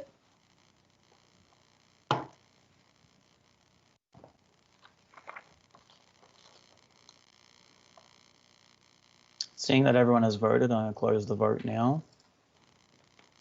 And that was carried 6-0, Madam Mayor. Thank you very much. And we'll now move to report number 10.1.3. Excuse me, Sorry. Madam Mayor. Sorry. Yeah. Yes. Councillor McDougall, I had pulled 10.1.3. Yes, that's what I'm calling right now. Oh, sorry. I thought I saw it in the list of reports that had been passed in consent agenda. Thank you. Sorry. 10.1.3 was the Planning and Community Affairs Committee of June 22nd. It's on page 42 of your agenda. Councillor McDougall, you pulled that? Yes, thank you, Madam Mayor. Firstly, I have to declare pecuniary interest on this specific report because Comfort Inn is noted in it. That's not my reason for pulling this report. I wanted to draw attention to on page 7, 13.1, the Port Perry Business Improvement Area BIA. The motion that was made by Councillor Watton, I'm just seeking some clarity that the closure of the streets on Friday, Saturday, and Sunday will be at the direction of the BIA and their board members in accordance or in concert with the Township of Scugog, but I understand it's mainly to be driven by the BIA members. Is that correct? It does say the board. Who can answer that question? Director, sorry, Mr. CAO or the clerk? Madam Mayor? Yes, please. If I could, this was Councillor Watton's motion, and I wouldn't want to speak for her. I recall the interpretation, but before I speak, I'm wondering if she would like to speak to it. Councillor Watton? Thank you, Madam Mayor. I believe that at the time of the motion, it was referring to the Port Perry BIA board with the expectation that the board would contact all their members above and beyond the survey they had conducted. So it was my understanding that some had not received the survey and that further exploration was required before we could get concurrence from them. So I don't think the membership are the ones that, and correct me if I'm wrong, someone, but I think ultimately it is the board who makes the decisions, and hence why the term the Port Perry BIA board was used. My expectation would be that they certainly would consider their membership. I don't know if that helps, but that would be my expectation. Well, certainly we would be hearing back from the board. I guess how they come to that decision would be up to them. Does that answer your question, Councillor McDougall? Yes, thank you, Madam Mayor. That gives me some clarity. Thank you very, very much, both to you and Councillor Watton and Mr. CAO. Thank you. Thank you. Are there any other questions or comments on this report? Seeing none, could I have a mover, please, to receive the report? Councillor Ross. And thank you. Seconder? I'll second that, Madam Mayor. Councillor Watton. Thank you. Mr. Clerk, will you call the vote, please? Voting is open, Madam Mayor. Thank you.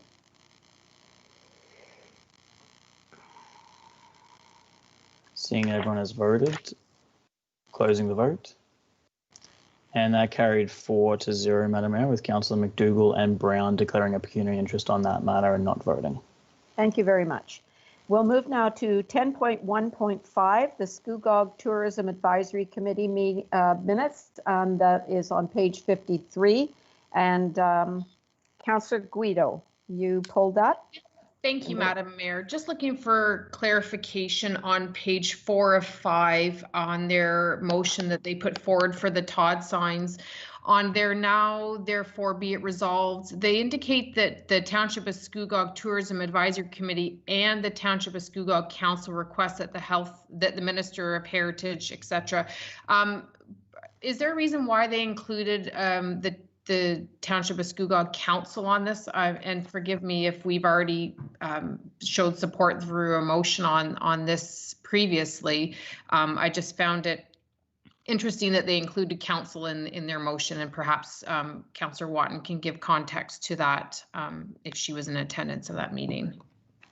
Yes, she was in attendance. Councillor Watton, can you enlighten us on that?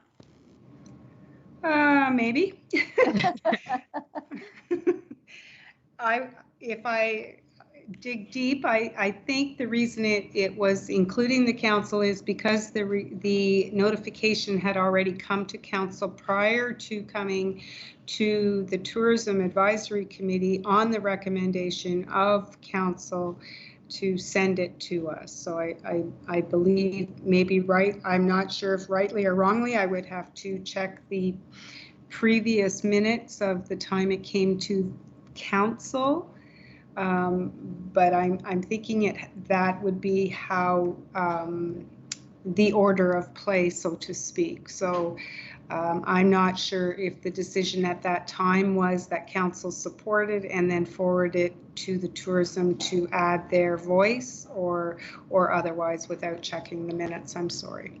No, not to worry, Councillor Watton, and that's fine, Madam Mayor. I'm happy to move the report if there's no further questions. That is a committee recommendation. Yeah. Did you want to make that recommendation? Yes, Madam Mayor. Okay, thank you. So you approve the recommendation or move the recommendation and receiving the report. Is that correct? That's correct. Thank you, Councillor Guido. Can I have a seconder, please? Also moved, Madam Mayor. Thank you. Mr. CAO, do you have anything to add to that I know that you weren't able to attend that meeting, but you usually are there, I believe. So is there anything you would like to add to that recommendation? Or any clarity? No, thank you, Madam Mayor. No clarity. I think that the motion is being approved by council, and that will give us the direction, staff the direction to carry out the motion and send it through to the appropriate authorities, ministries and such, requesting this fee reduction. Thank you very much. And Mr. Clerk, will you open the vote, please?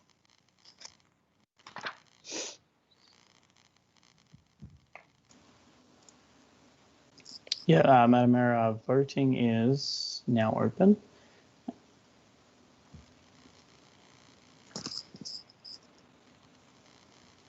Seeing that everyone has voted, I'm now closing the vote. And that carried 6-0, Madam Mayor. Thank you very much. We'll move now to 10.1.6 on page 58 of your agenda, and that is the Scugog Heritage Advisory Committee.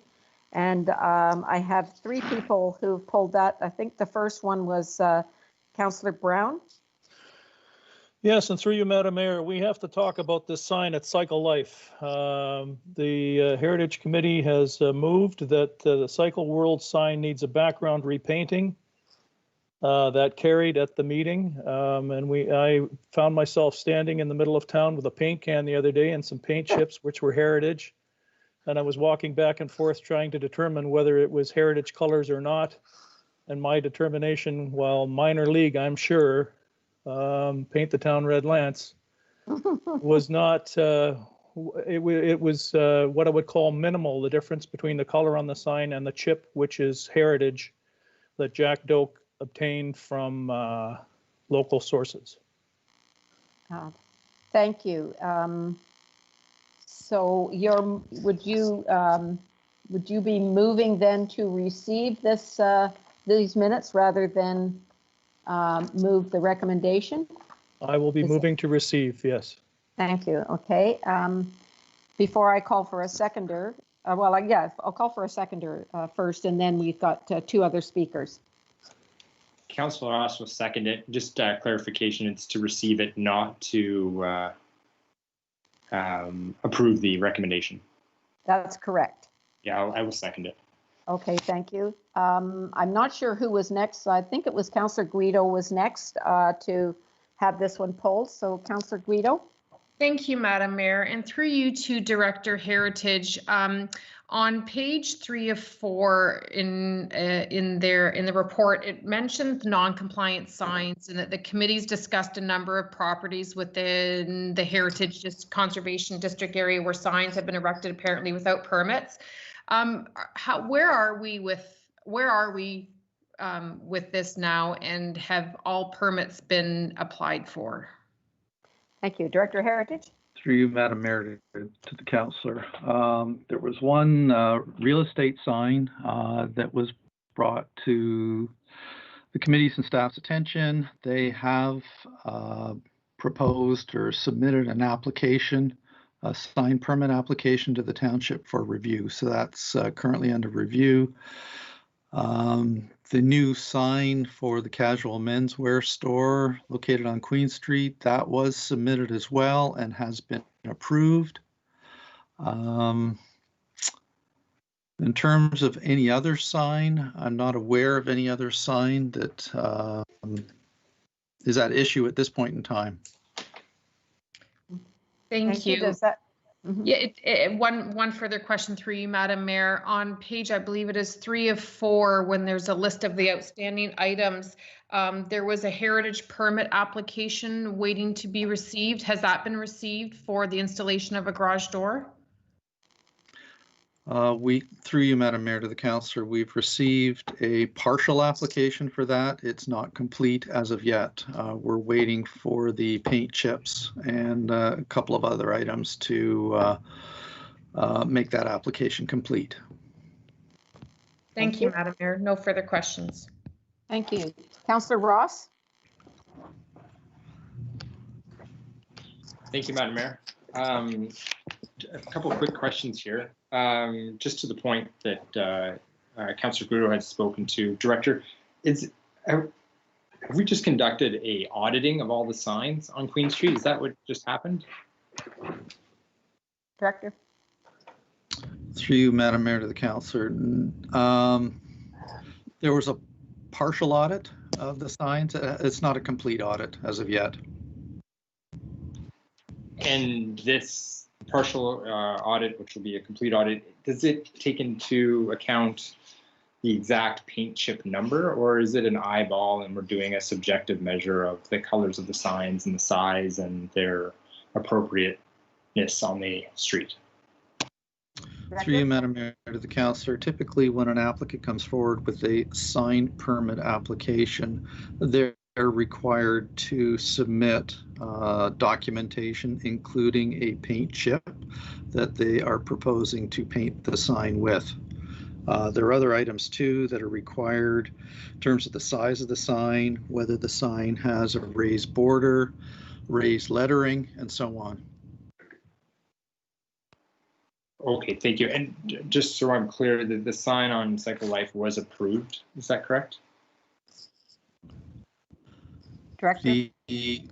Through you, Madam Mayor, to the councillor, there's a history behind this sign.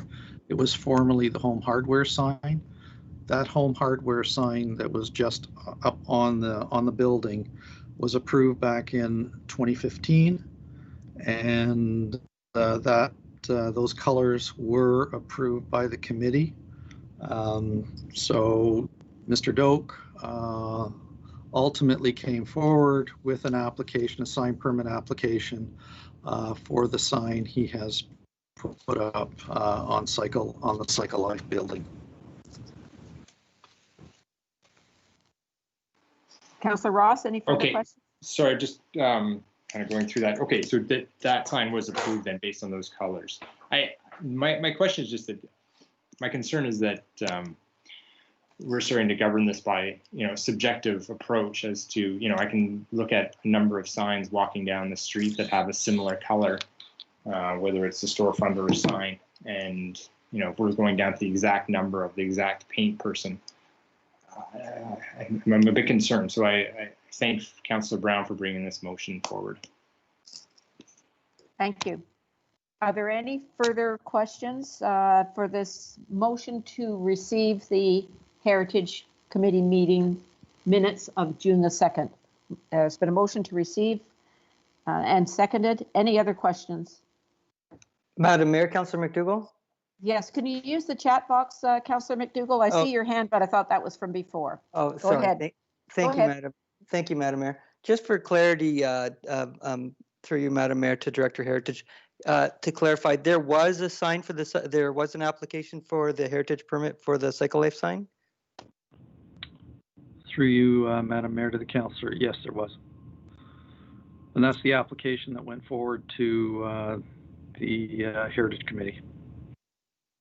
So through you, Madam Mayor, to Director Heritage, why the concerns at this point in time if they've already approved the sign?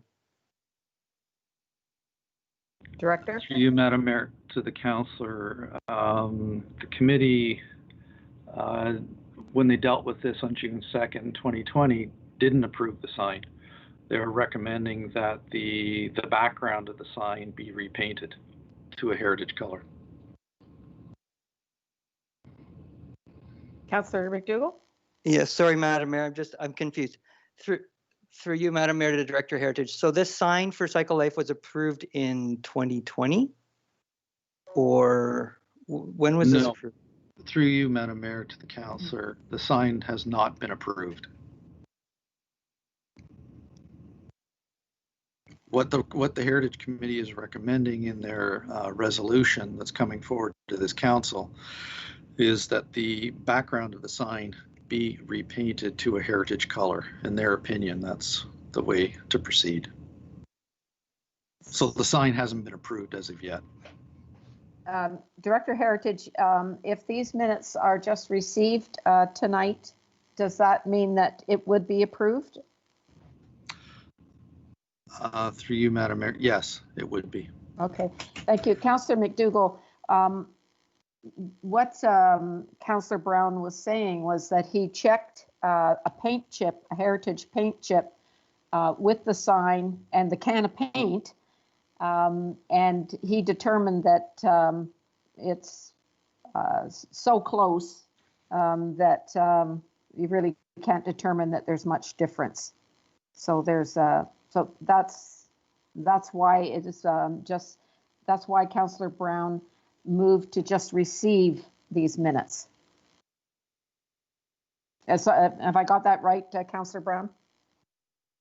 Through you, Madam Mayor. Yeah, more or less. I had a look at the sign across the street with the paint can. The paint is apparently the same color that Mr. Doak put on his garage doors at a facility that he owns, a brewery in town, that was the heritage colors were approved for that garage door.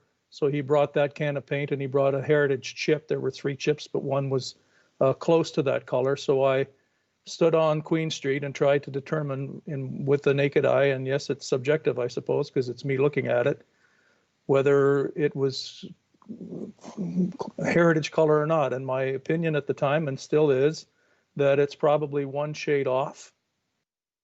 And it could be darker, but the difference is minimal.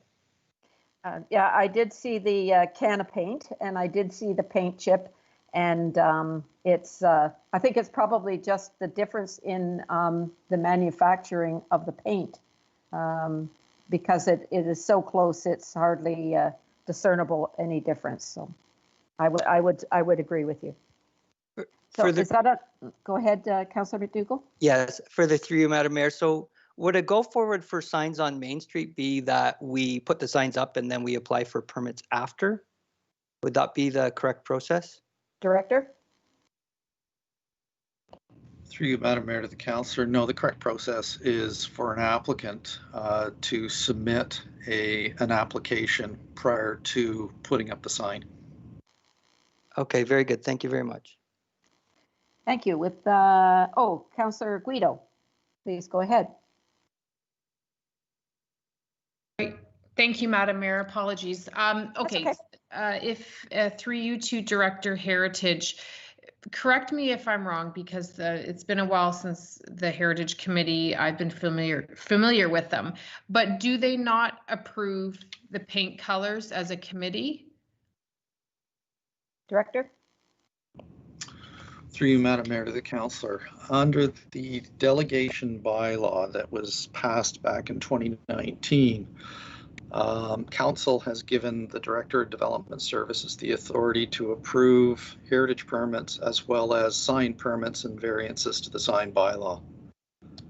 Okay, perfect. Thank you. So then in the future, if we have other businesses whose signs may be a shade or 2 off, will they receive the same leniency then? Director? Through you, Madam Mayor, to the councillor. I would certainly consider that. Any, I guess, application that requires a second set of eyes, I like to bring that forward to the Heritage Committee for their input. And that's what I did in this case, is I brought this sign application forward to the Heritage Committee for their input. Thank you. Okay. With Councillor Brown, did you have another comment? Yeah, I don't wish that we're going to spend the whole night talking about this, but I don't know whether this will help or not. At the meeting, Director Heritage referenced the sign bylaw, section 4.3.1e. All signs heritage colors have to accede to guidelines, but unless I'm incorrect in my assumption here, Director, there are currently no guidelines as such to be found. Is that right? Through you, Madam Mayor, to the councillor, that's correct. There are no heritage design guidelines at this point in time. Okay, thank you. It's my understanding the Heritage Committee is going to be working on some guidelines. Is that correct? My understanding, Madam Mayor, is that the Heritage Committee will be meeting over the summer to prepare some heritage design guidelines. And there is the requirement that they paint, the colors of paint are from the heritage palette, or is that correct? That's correct. Thank you. Okay, are there any, oh, Councillor Ross. Thank you, Madam Mayor. I just would like to just understand the process, just taking a step back a bit. If I'm putting up a new shop in town and I want a new sign, I apply for a sign permit. And within that sign permit, I have to include the size, the shape, the characters of the letter, including the color of the background. At that point, it's either approved or not approved, or does it consistently go to the Heritage Committee? I'm a bit confused at that part. Director? Through you, Madam Mayor, to the councillor, it depends. If it complies with the letter of the law, then it gets approved. It may also require a building permit, depending on the size of the sign and the material of the sign and its proximity to residential development, perhaps on the second story. But in terms of if it doesn't comply with the letter of the law and I feel a little uncomfortable in approving it at that point in time, I will bring it forward to the Heritage Committee for input. Okay, thank you. Just further to that, through you, Madam Mayor.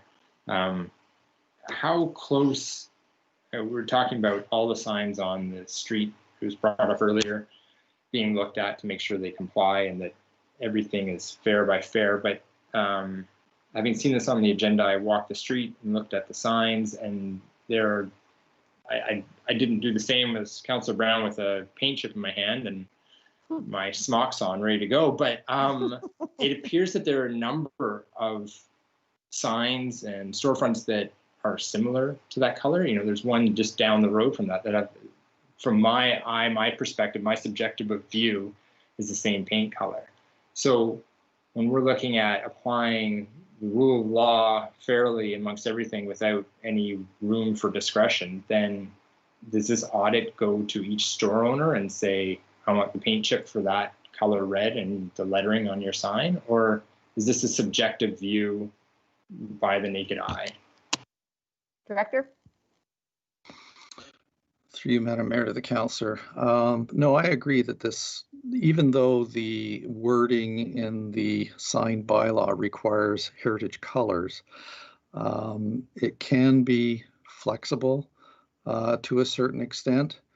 And that's why if it's not exactly a heritage color or it's just a little off, I would bring that proposal forward to the Heritage Committee for consultation.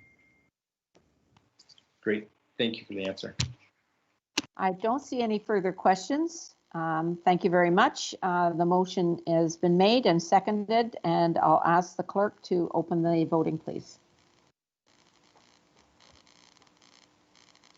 Voting is open, Madam Mayor. Thank you.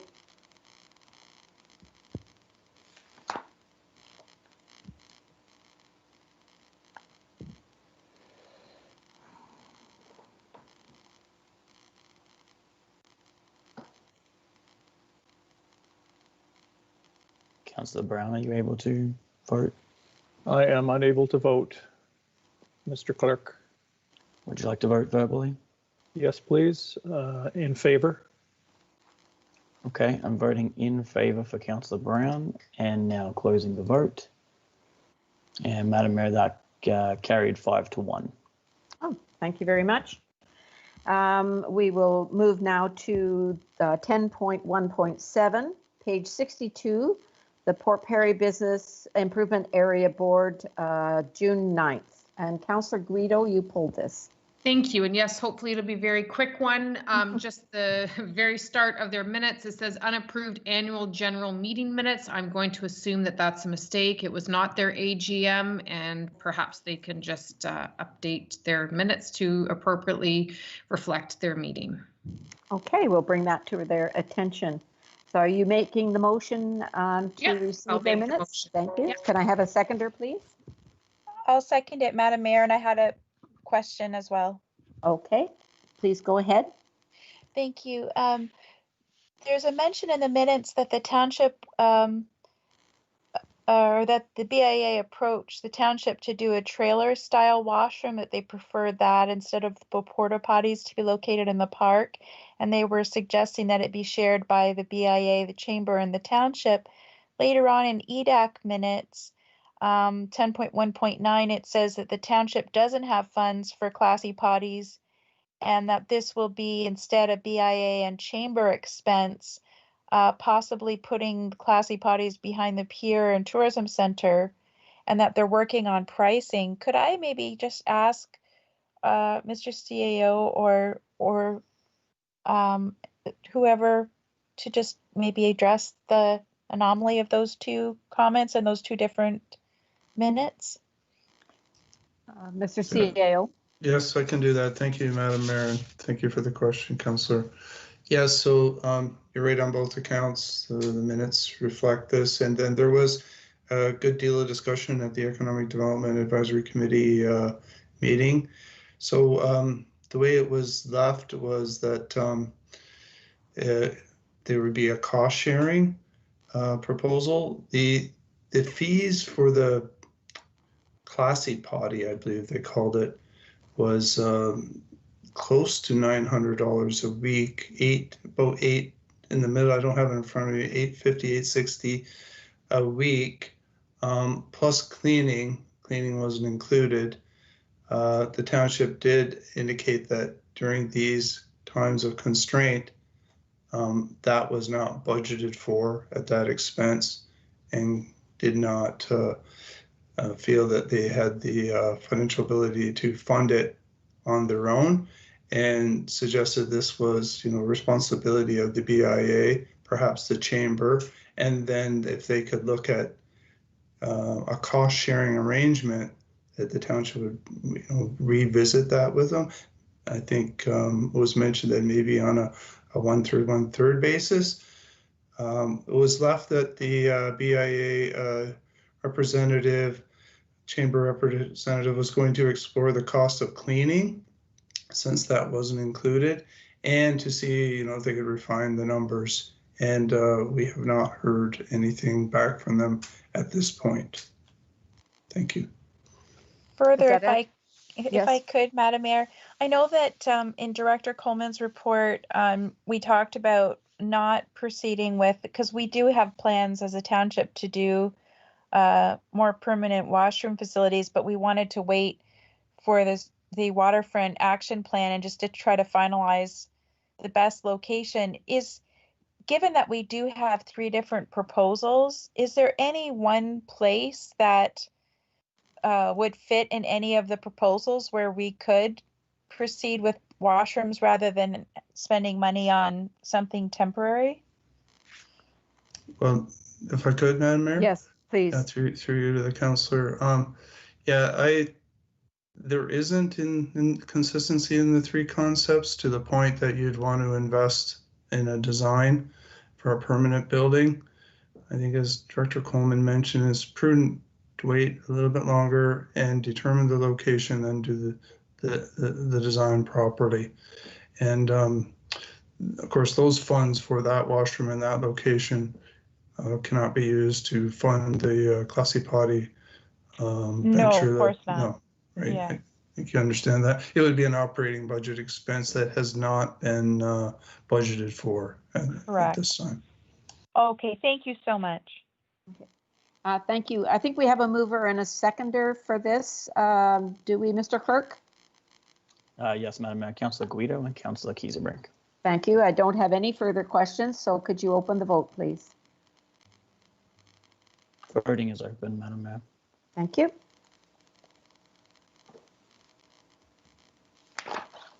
Seeing that everyone's voted, I'm closing the vote. And that carried 5-0 with Councillor Brown not voting due to declaring a pecuniary interest. Thank you very much. And we'll now move to 10.1.8. The Scugog Housing Advisory Committee is on page 70, and there is a recommendation in that in those minutes. And Councillor Kieserbrink, you pulled that. Thank you, Madam Mayor. Would you like me to move it? Are you moving the recommendation? Because I have a comment on the recommendation. Okay. I just had a question. and maybe it's Director Heritage or Councillor Watton, I'm not sure, but they were suggesting that the marsh forest development proposal for Scugog Island options, that the township encourage them to proceed with affordable housing for a seniors initiative. And I just wondered if someone could speak to that. Well, actually, I can speak to that because I've got a recent update. The letter was sent from Martha Casson to let me see, John Henry, the regional chair, MPP Lindsay Park. Who was the other one, Mr. CAO? What was the other? There was three, wasn't there? Yes, to yourself, Mayor. Oh, okay. It was to me. Yes. Okay. That's why I was forgetting. Anyway, I did speak to the regional chair, John Henry. I've spoken to the Commissioner of Planning and Economic Development, and I spoke to Lindsay Park, our MPP. They have all agreed that under the Greenbelt, there is no way that this can proceed. The last conversation I had was with MPP Park on Friday afternoon. Having heard that from the region, I said, what about a minister's, what do they call that, Mr. CAO? Ministers? Minister's zoning order. Minister's zoning order, which can supersede some of the zoning that municipalities and regions have. I presented that to MPP Park, and she said, no way under the Greenbelt. There is no way that we can do this under the Greenbelt. I think we have exhausted all the avenues, unfortunately. Wow. And well, good job. Well, unfortunately, it just didn't pan out. But that's a good creative solution for that development. That's a shame. It is. It's not land that can be used for agriculture. No. And so it will. I mean, it's up for sale now, apparently. So anyway, Oh. so that's. I don't think that there is much point in moving the recommendation because that's the update. But if you would like to move receipt of the minutes. Sure. Okay. Is there any other questions on these minutes of the Housing Advisory Committee? Councillor Watton. Thank you, Madam Mayor. I would like to just comment that I have some concerns that we may be short-sighted if we are not willing to explore options. You know, having sat on region and listening to many of their creative ways and respecting that you have tried to you know, get answers from the three people that you spoke about, Brian Bridgman and John Henry and MPP Lindsay Park. Is there something wrong with allowing this recommendation to explore further options? Is there, like, have we truly explored all the options to have some housing for seniors there? I mean, I feel that by saying this, we're probably not only killing the option for anything to happen there, but also quite possibly the sale of the land. I'll ask Director Heritage or our CAO to comment. Through you, Madam Mayor. This application or this site has had a long history. It was originally, I guess, proposed as a tourist resort. That's what the real intent is to establish a tourism resort or tourist resort based on fractional ownership. Applications were submitted back in 2005, and approvals were granted for a tourism or a tourist resort based on fractional ownership. What I think the Housing Committee is attempting to do or put forward or explore various options is to establish a permanent residential community. And that was never the intent, and it's not permitted, as the mayor had indicated, is not permitted by the Greenbelt Plan. So we've had numerous discussions with the applicant and the region regarding ways in which we could proceed with this type of development.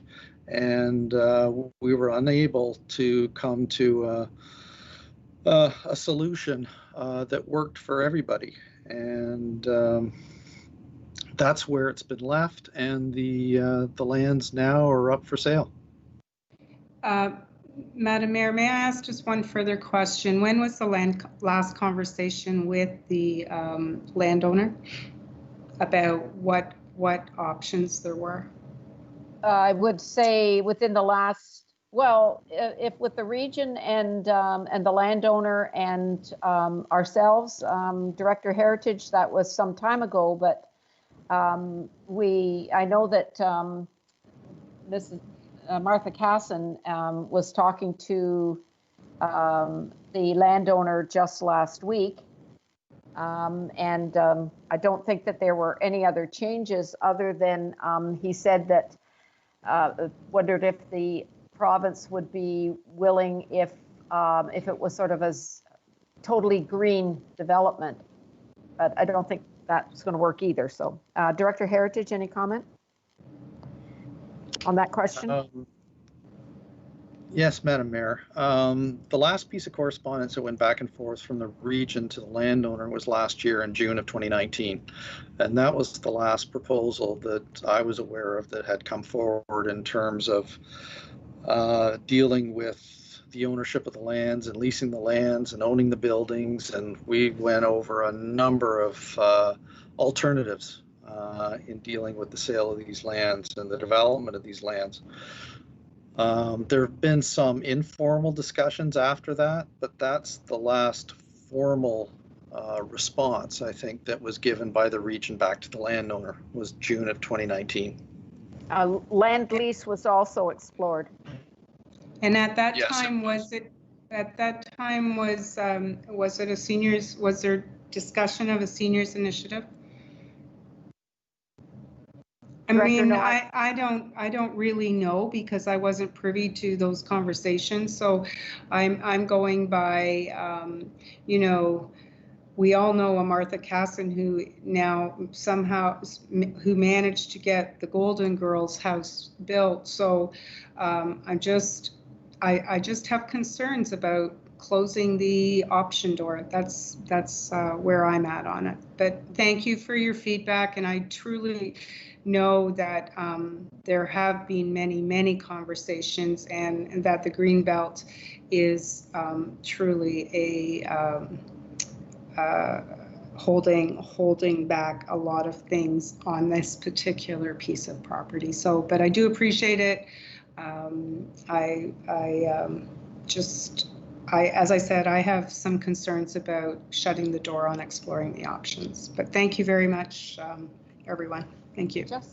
Just to your point about exploring the seniors, that was in Mrs. Casson's letter to myself and the regional chair and MPP Park. It does talk about seniors as an option, seniors living. So they did have that. Okay, are there any other? Go ahead. Councillor Watton. Sorry, Madam Mayor. Okay. I think this meeting came prior to your meeting with MPP Park. So I think you know that's where the recommendations, they don't have that insight. So you know, I think perhaps hopefully there will be a response either from yourself or from MPP Park about, you know, that the door is closed. Just verbal. The letter was sent on June the 11th, and my meeting with MPP Park, in addition to a phone call, my meeting with her was on Friday. Right. So that's all I'm saying. Perhaps if we'd had that knowledge, this recommendation may have been framed differently. Yes. Yes, absolutely. That's what I mean by that. Okay, thank you. Any further comments, Director or CAO on that, or any other questions? Seeing none, I believe we have a mover and a seconder, Mr. Clerk. Just a mover, Madam Mayor, Councillor Keys. Okay, I'm sorry. Could I have a seconder, please, to receive the minutes? Seconder, please. I can do that, Madam Mayor. Thank you, Councillor Watton. Mr. Clerk, will you open the vote, please? Voting is open, Madam Mayor. Thank you.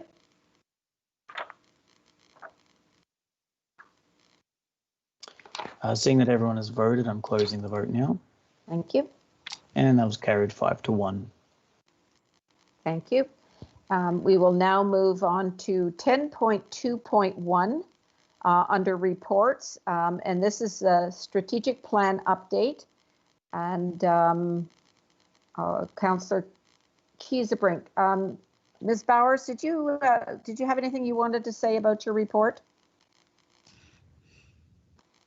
Hi, everybody. Thank you, Madam Mayor. Not particularly looking forward to the question coming up, except that now that we've heard the presentations from Director Coleman and Director Heritage, I just wanted to say how pleased I am to have it all on the same agenda, because it's just very noteworthy, the amount of work that's taken place. It certainly is. Okay, thank you. Councillor Kiesebrink, you pulled this. Do you have a question or comment? Yes, thank you, Madam Mayor. First of all, I just wanted to thank Lori for this amazing report. There's a lot of detail, and it's really nice to have this checkup and to see everything in that chart. I was actually curious if we could do, for the items that show complete, if we could do like a color across, all the way across, so you could look at the pages and be like, done, done, done, because as we proceed through the term, it's nice to see those strategic initiatives being achieved at a glance, to be able to see the ones that are complete. That would be really neat. Is there somewhere that's going to be posted on the website? I think I might have emailed you about that already. Ms. Bowers? Yes, through you, Madam Mayor, to Councillor Kiesebrink. Thank you. I did have a chance to see and action your email today. So Awesome. I took the liberty of highlighting those complete areas for you, but I also highlighted anything 80% or better. Good. I thought maybe 80%, is still a great mark, and we're still showing a lot of progress there. So, and part B of your question, yes, the updated report and this chart will be available on our landing page. So it's scugog.ca/strategic plan. Perfect. And then strategic direction number 7, further, if I may, through you, Madam Mayor. Yes. I'm excited to see our housing opportunities amendment coming forward. I know that a lot of folks would like to have second suites, but currently our legislation has to be updated to match provincial policies that have been changed. And seeing all the workload Director Heritage has, I'm not surprised that it's taking more time for this to happen, but I'm just really happy to see that that's going to be coming forward soon. That's amazing. So I wanted to comment on that. And also under complete community, there was established a registration program for residential secondary suites in early 2021. Could you explain what that means, that registration program? Please go ahead, Ms. Bowers. Through you, Madam Mayor, I just wanted to clarify, I believe Councillor Kiesebrink just mentioned line 7, the state of the infrastructure review. Was that what you first spoke about, Councillor? Yeah, so I've got to put it up in front of me. One sec and find the page. The question that I was asking was, there's supposed to be a registration program for the secondary dwelling units, and I just didn't understand what that registration program was.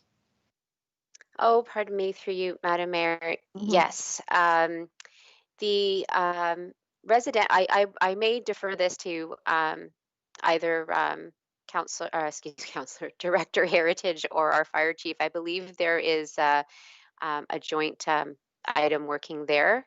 Would either of you gentlemen like to speak to that? I think the chief is working on that, are you not? The registration or the report? Hi, Madam.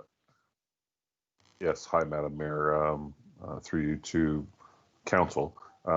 Yes, it's our intent to have something before you in the fall regarding a form of registry that will be housed locally within the municipality between myself and Director Heritage's departments.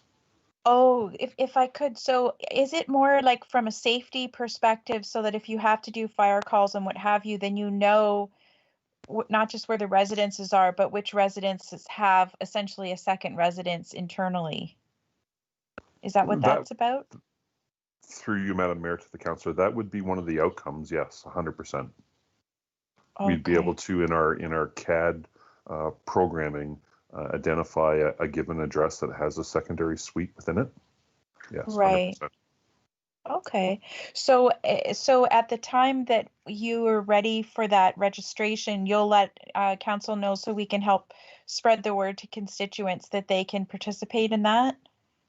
Yes, there'll be a full process to go out to council and the residents of Scugog with the help of Director Heritage and of course communications and Lori Bowers. Yeah. Awesome. Thank you so much. You're very welcome. Anything further, Councillor Kiesebrink? No, Madam Mayor. Okay. Did you wish to make the motion? Yes, please. Okay, thank you. I have a couple of questions, but I'll get a seconder first.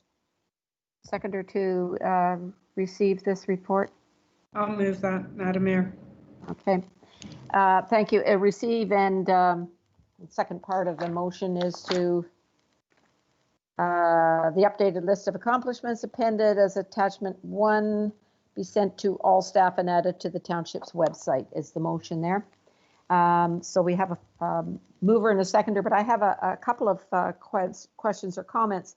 Under strategic direction number 6, community engagement, just wondered under the third line there, enhanced township relationships with the Mississaugas of Scugog Island, might be worth noting, and this was of course not anticipated at the time that we were doing our strategic plan, but it might be worth noting that Chief LaRocca has been attending all of our emergency control group meetings, and so that there's synergies between what we're doing and what their community is doing. So that might be something that we would like to add.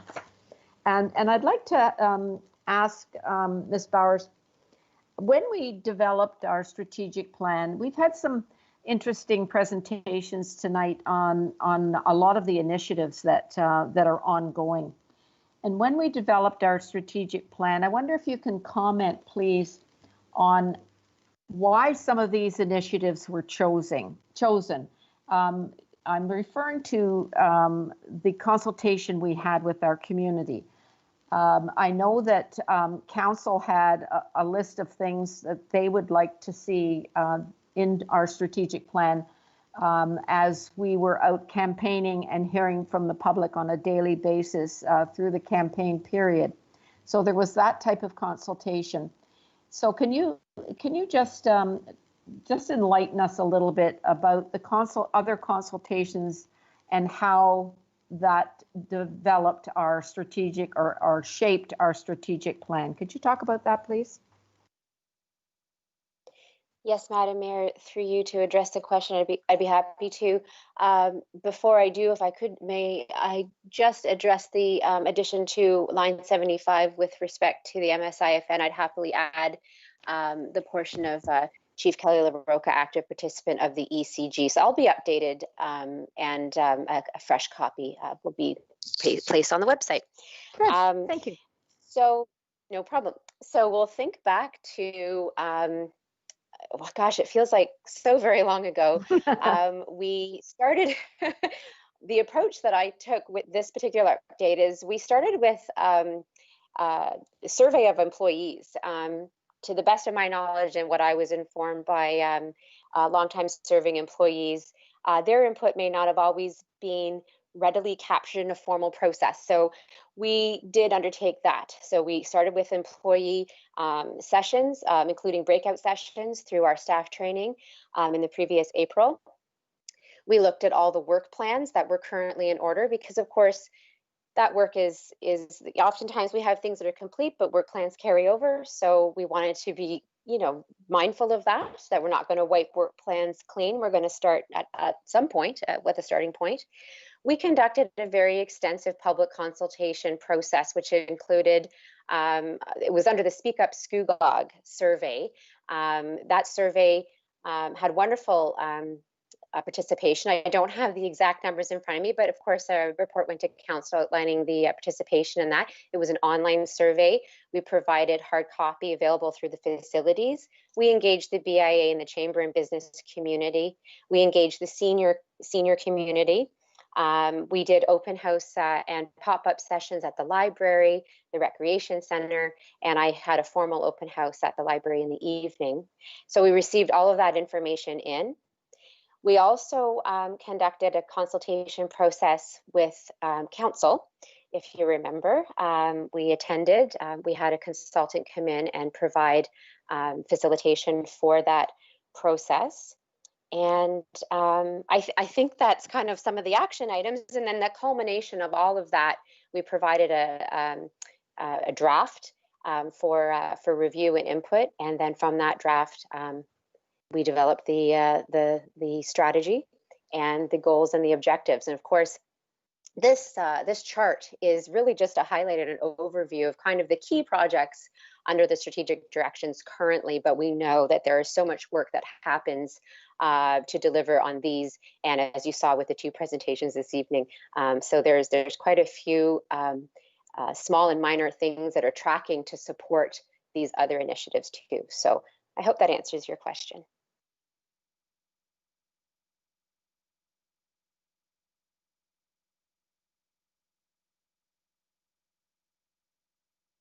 Madam Mayor, are you still there? Sorry, Mr. Clerk, I can't hear. Have I lost connection? Madam Mayor, are you still there?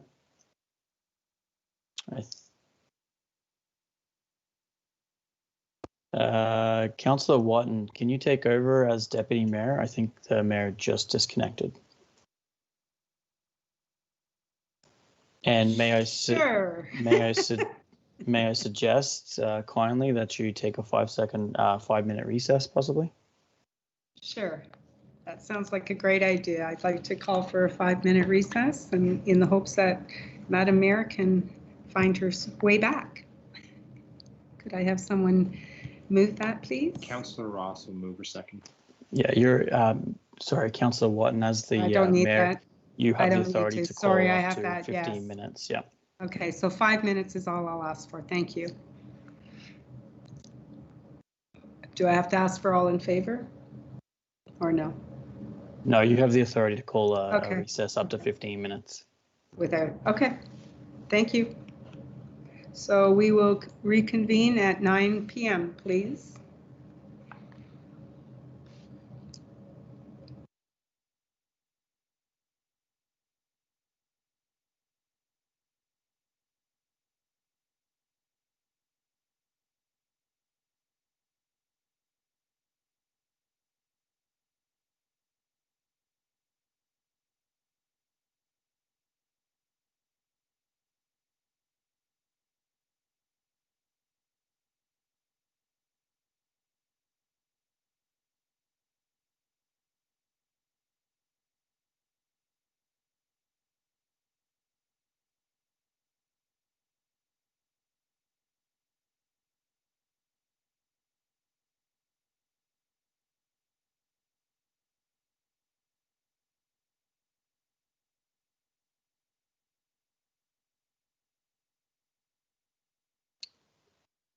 Drew, are you there right now? Yes, I am. Sorry, I lost the connection and it took me a little while to get back in. Okay, I lost it partway through. Councillor Watton took over as the chair and called a 5-minute recess. So we're recessed until 9 o'clock. Okay, thank you. I don't know what happened there. Just Lori was speaking and then all of a sudden she stopped and I kept saying, you know, I've lost you. And then I tried to get a hold of you. Yeah. So, anyway. We are. I think the stream is still live at the moment, but we are. Councillor Watton did call a 5-minute recess to 9 o'clock. So. Okay. Thank you.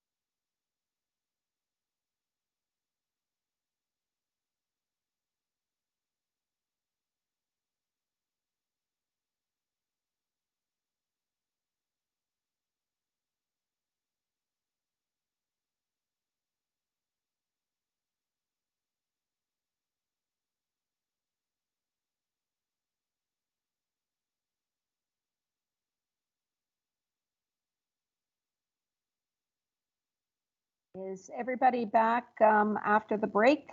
Mr. Oliver?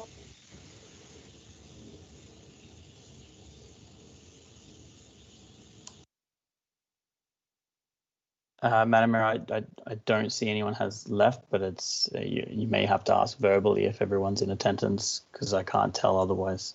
Okay. Councillor Watton, are you there? I'm here. Councillor Kiesebrink, are you there? Here. Councillor Brown? Present. Councillor McDougall? Present. Councillor Guido? I'm here. Councillor Ross? Here, thanks. Thank you. I don't know what happened. All of a sudden, I lost everybody. So we're back now, and we are dealing with the strategic report, strategic plan update. I'm sorry I didn't hear all of what Ms. Bowers had to say. Do we have a mover and a seconder, I believe? Do we, Mr. Clerk? Yes, Madam Mayor, Councillor Kiesebrink and Councillor Watton. Okay. Are there any other questions? Madam Mayor, Councillor McDougall. Yes. Thank you, Madam Mayor. Just one comment. Perhaps the next time when we do this strategic plan tracking sheet, if we have 14 items, say in strategic direction number 1 on the handout card, can we just make sure that we have, say, 14 corresponding items in the progress sheet? Just there's a couple of bodies where we're 1 or 2 items short. So I was trying to figure out which ones we're not, tracking on the tracking sheet. Thank you, Madam Mayor. Perhaps you can have an offline discussion with Ms. Bowers and see if we can settle that, okay? No further questions. Could Mr. Clerk, could you call the vote, please? Voting is open, Madam Mayor. Thank you.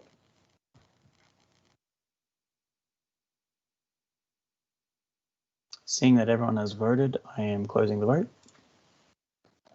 And that was carried, 6-0.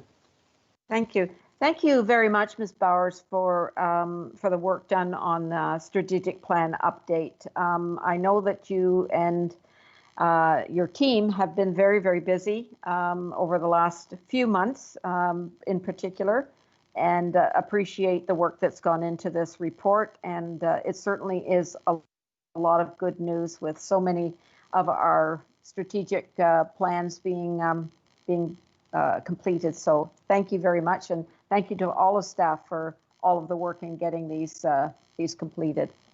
We'll move now to 10.2.2, the new radio system for Public Works, and it's on page 87 of your agenda. And Councillor Kiesebrink, you pulled this. Did you want to move the recommendation to receive the report and award the contract to Williams Communication in the amount of $54,833.25, including HST, to approve?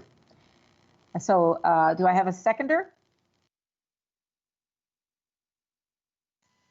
Councillor Brown will second. Thank you, Councillor Brown. And are there questions? Councillor Kiesebrink, you pulled this? Yes, thank you, Madam Mayor. Thank you so much, Manager Frasca, for this report. It's exciting to not have to have drop signals and not being able to communicate in hamlets. Like, this is a really good solution, especially with the distracted driving laws that we have now. I just had a clarification under the approved capital budget costs with 46,000 plus the car chargers 3,000. When I add that up, it comes to 55,798.32 with HST, but the motion is for 54,833. So there's a discrepancy of $965. Is Mr. Frasca on the line? I'm here. Okay, I'm here. Can you explain that, please? I'll have to do the math on that. So I have to pull a report. We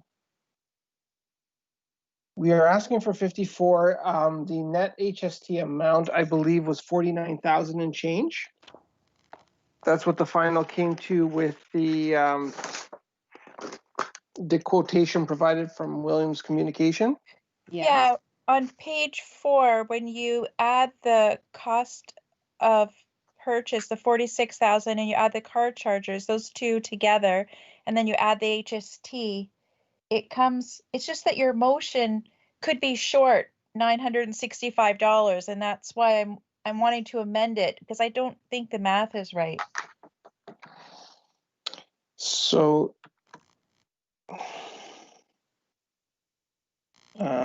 Perhaps I can help. It's Carol Coleman here. Yes, please. So the 54,000 in the motion is for the radios, includes HST. Are you saying that it's it doesn't include the HST on the car chargers? Is that the discrepancy? Well, if you add the 46 and the 3, and then you add multiply that by 1.13 for your HST, it just comes out to 55,798, not 54,833. So I'm just worried you're asking for a bit less than what you should when you add the HST onto those two items. That's all. Madam Mayor, I think Director Valentin can answer the question. Yes, I see that. Director Valentin? Director Valentin? Yes, I see that. Director Valentin? Madam Mayor, I think Director Valentin can answer the question. Yes, I see that. Director Valentin? Yes, I have. I see that. Director Valentin? Thank you, Madam Mayor. In the financial implications section on item 3, that includes a 1.76% non-rebatable tax. So you have to deduct that, take off that 1.76% first, and then add the 13%. So I just did the quick math, and the recommendation is correct. Okay, great. I just wanted to make sure that we weren't going to short on this project, but $965. I didn't know about the other part. Thank you, Director Valentin. My other question is, the Durham Region Transportation Towers work out to be $33.26 more per year than what the current tower rental and radio license fee are. Does the Region of Durham charge all the municipalities the same? So through you, Madam Mayor, it is a group rate. So the way it works is the more of customers we have on the line, the lower the rate goes. So they're sharing costs with the subscribers for the use and the maintenance of the equipment.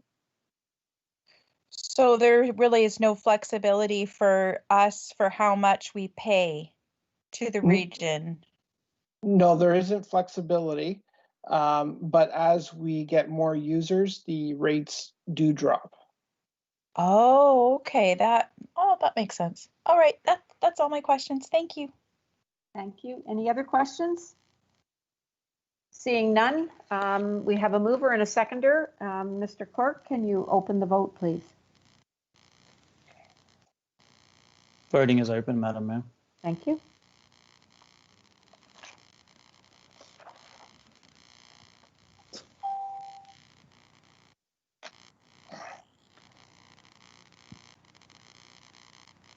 Councillor Brown, would you like to submit your vote verbally? I'll have to do it verbally. Thank you very much. And it would be in favor, please.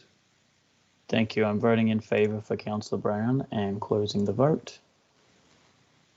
And that's carried, Madam Mayor. Thank you very much. 6-0. Thank you. We'll move now to 10.2.3, the Lake Scugog Enhancement Project update on page 92 of your agenda. Councillor Ross, would you like to make the motion? Thank you, Madam Mayor. I'll make the motion for this. Thank you. And seconder, please. Seconder? I'd like to second it, Madam Mayor. Councillor Kiesebrink, thank you. You have a question or a comment, Councillor Ross? I do. Thank you, Madam Mayor. Through you to Director Coleman. On page 2 of 11, near the bottom, it speaks to the, pardon me here, the Ministry of Environment having concerns about 2 areas that were found to have parameters above the ministry limits. Can you just speak to that, please? Director? Through you, Madam Mayor, to the councillor. So we did sediment sampling in the area of the marina, and some of the samples came back with some metals that were above ministry limits for reuse of sediment. Okay, can you maybe just further on that? With this, given that there's been a delay also due to the federal agency reviews being completed, is it possible that this area of land is not reclaimed into the marsh area but is discarded somehow? Director? Through you, Madam Mayor, to the councillor, our first desire would be to be able to reuse it in the wetland area. We've done some risk assessment to see how much is actually mobile and could affect terrestrial and plants, and now that we're going to be looking at humans, the cost will be much lower if we can reuse it in the wetland area. But if our studies don't satisfy the requirements for either the ministry or some of the federal agencies, then we would need to remove it from site, and we'd have to dewater it have an area to do that, and then move it to a landfill site or somewhere that would accept it, and that would be a lot more costly. So we're trying to avoid that. Any further? Yes, if I may. Okay, so this is obviously has to go through the approval process, and is that why the federal side is delayed at all, or is it separate? Director? Through you, Madam Mayor, to the councillor, I don't think that's why it's delayed. That's what's holding up the Ministry of the Environment review. But the federal agencies, it's not holding them up. No, they're just asking us for various studies and additional information to finish the permitting process. Okay, thank you. And finally, page 5 of 11, it speaks to the human health risk. It said that this was just recently requested. Can you just, what has triggered this request? Is it the direct result of the plan that was chosen, namely to have it dredged and the material repurposed? Or would this human health risk assessment have been required regardless? Director? Through you, Madam Mayor, to the councillor, it's a direct request of the sediments exceeding the guidelines that we're trying to reuse. And as I said, we did a risk assessment for plant and wildlife, and it showed that it wasn't mobile, that, you know, it's in the sediment, it's not going anywhere. And so, but this is a recent request, and we're looking at, could it affect human health as well, which we think the risk is very low. Once it's in the wetlands, people won't be going into that area, and there'll be very little contact during the construction phase as well. So we think the risk is low, but we've been asked to do this study. Okay, thank you very much. And a final question is just, although I think I just said that, this is really a final question. On June 11th, the province notified us that the grant application was not nominated. My understanding is that was 1.7 million. Have we identified another funding source for this project? Director? Through you, Madam Mayor, the councillor, at this time, we don't have another funding source for that 1.7 million. I've outlined in the report some other areas that we are looking for funds and hopeful to get them. This was the first phase of the ICIP Green Stream Fund. There also has been talk of possible economic stimulus funding. So we don't know for sure what funding is out there, but you know, over time there will be other grant opportunities, and we will definitely try to apply this project for them. I might add that in my discussions with MPP Park on Friday, that was an indication that I got as well, that there would be more economic stimulus funding coming forward at some point. Great, thank you very much. Thank you. And Councillor Brown. Through you, Madam Mayor, 3 quick questions, and I'll try not to say final before my final question. On page 8 of your report, Director, by pedestrian crossing, you mean the berm that extends to Voss, is that right? Director? Through you, Madam Mayor, to the councillor, not exactly the berm. There's in the halfway along the berm, there's a gap for the water to flow through, and there'll be a bridge built over that gap. So that's what the crossing is referring to. Okay, and on the same page, you reference the additional cost of 50,000, which is beyond the 59.8 that you're asking for. So that'll be, I'll try to do the quick math. That'll be in time an additional almost $110,000. Do I understand you that way too? Director? That's correct. Oops, sorry. Through you, Madam Mayor. That's correct. We contacted the consultant to get an update to find out, you know, a proposal for the remaining work to be done. And I think they estimated a little bit high. They did give us an estimate of about 110,000. And I think there's a lot of uncertainty about exactly how many iterations it's going to have to go back and forth between federal agencies and the Ministry of the Environment. So, and rather than ask for 110, which I'm hoping we're not going to need the full amount, we've broken it down to the first stage of the studies that we need to do at this point. And then once we know these numbers better, we'll probably have a better idea on the remaining numbers too. And right. We will bring it back to council at that point. Okay, and through you, Madam Mayor, what kind of signage are we expecting to put up to inform people of what's coming starting in July? Like, will there be something at Palmer Park, a big sign at Palmer Park saying, hey, here's what's coming your way? Director?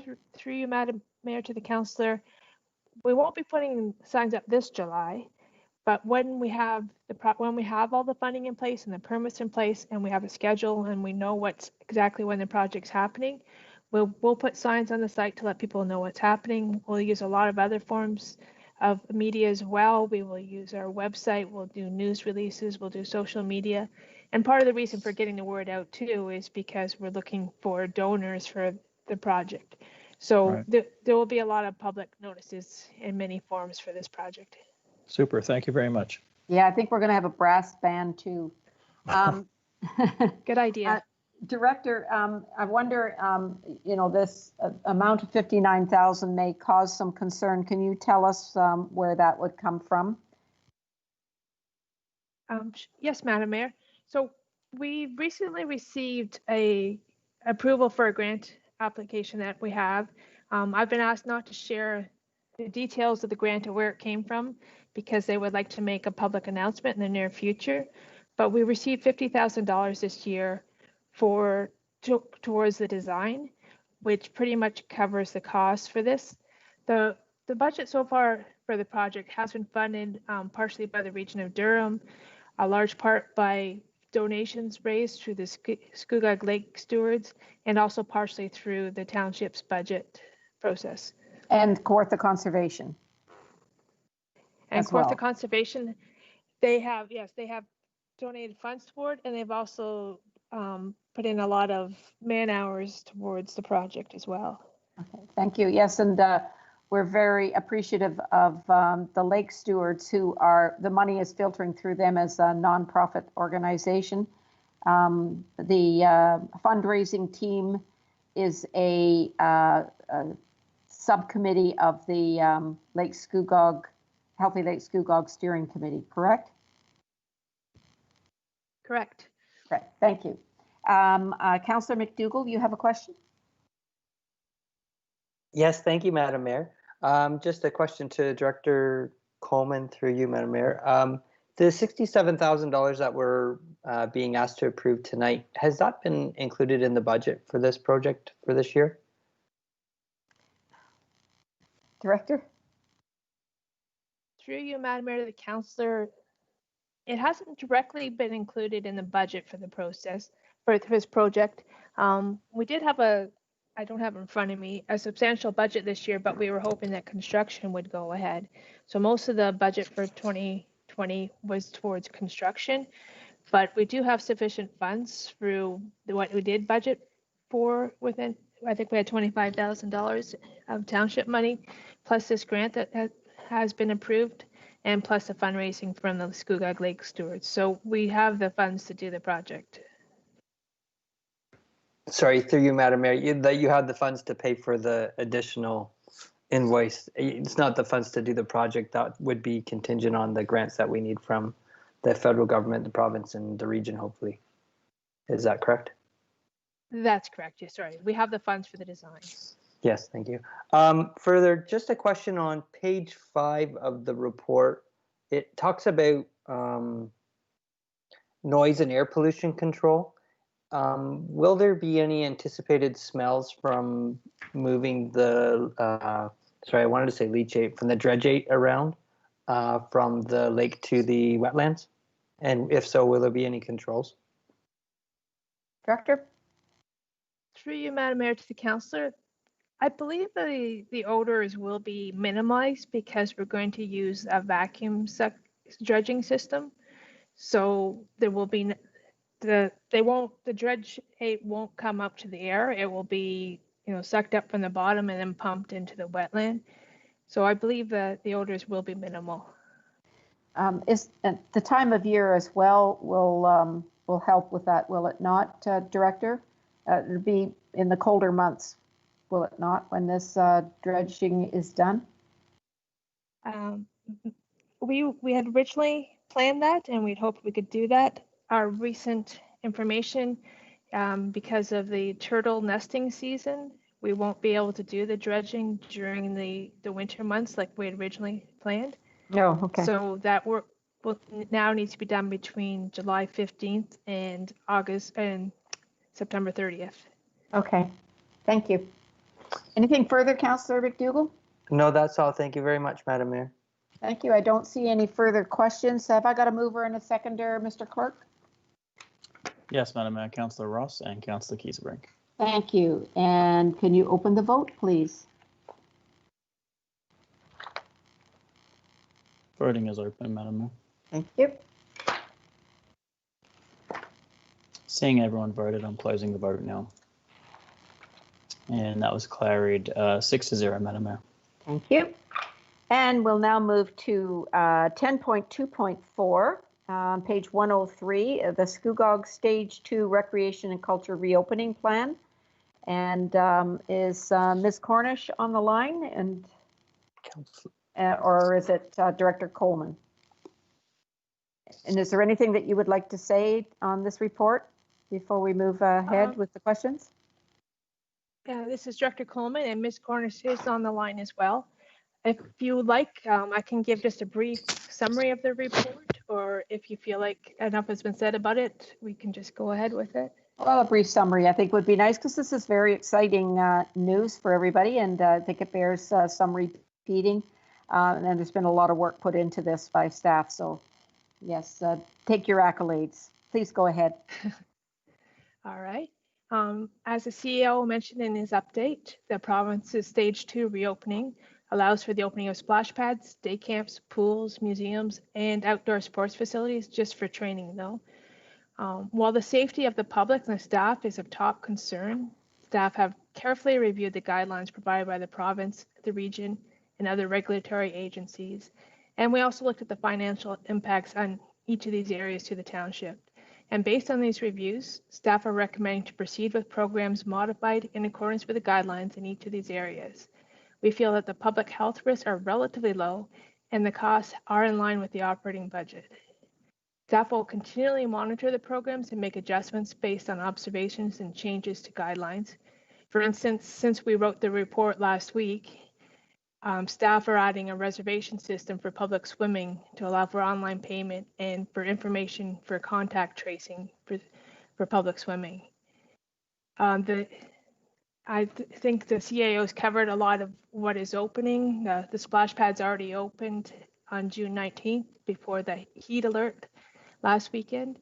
And the biggest change there is there's a maximum occupancy of 10 people. One thing, we did put up signage originally, but we're putting up additional signage now that says that the parents or guardians are responsible to make sure the maximum occupancy and that physical distancing is maintained, because staff can't supervise it. So we're putting up signage so that the guardians know that they're the ones responsible for ensuring that those things happen. As mentioned, we plan to go ahead with day camps beginning July 20th, and then we'll keep the campers and staff in cohorts of 10 people, and there'll be no contact between the cohorts. And we'll have an outbreak plan in place in case symptoms or positive test results come, so that we can isolate people as quick as we can in that event.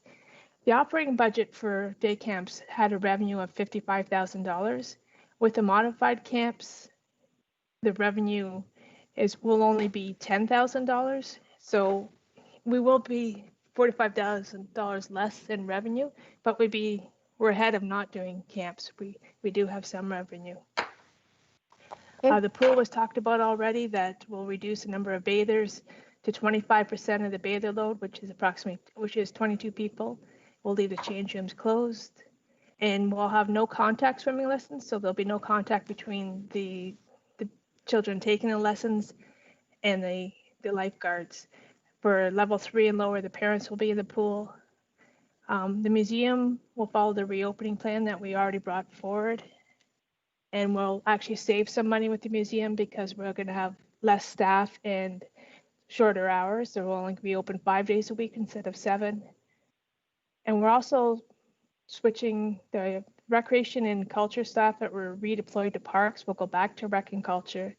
The arena operators are going to remain redeployed to parks until the ice is installed. And we're saving substantial money by redeploying these staff. And right now the sports fields are open for training only. No games are allowed, no scrimmages. If any teams want to do that, they can get a permit from the township, but so far we've had no requests on them. Okay. And if you have any further questions, myself or Ms. Cornish should be happy to answer. Okay, thank you for all the work that's gone into this, Ms. Cornish and Director Coleman. Councillor McDougall, you had a question. Did you want to move the recommendations there? Yes, I would like to make that motion, Madam Mayor. Okay, do I have a seconder, please? Councillor Brown will second it. Thank you, Councillor Brown. Councillor McDougall, you have questions. Yes, thank you, Madam Mayor. Thank you to everybody for all their hard work on this and all the other pandemic related stuff that we never, ever, ever imagined that we would have to do. My question today is with regards to campers in Camp Scugog. I'm happy that Camp Scugog is opening up in a safe environment, and I believe it's going to provide camp spots for 48 children, 5 to 12, I think is the ages, which to many working families out there, that is like manna. I mean, one of those spots could make the difference between getting paid this week or not working. So is that a correct number? I'm not sure who can answer that. Maybe Ms. Cornish, can you answer that? Yep, through you, Mayor, to the councillor, your numbers are correct, councillor.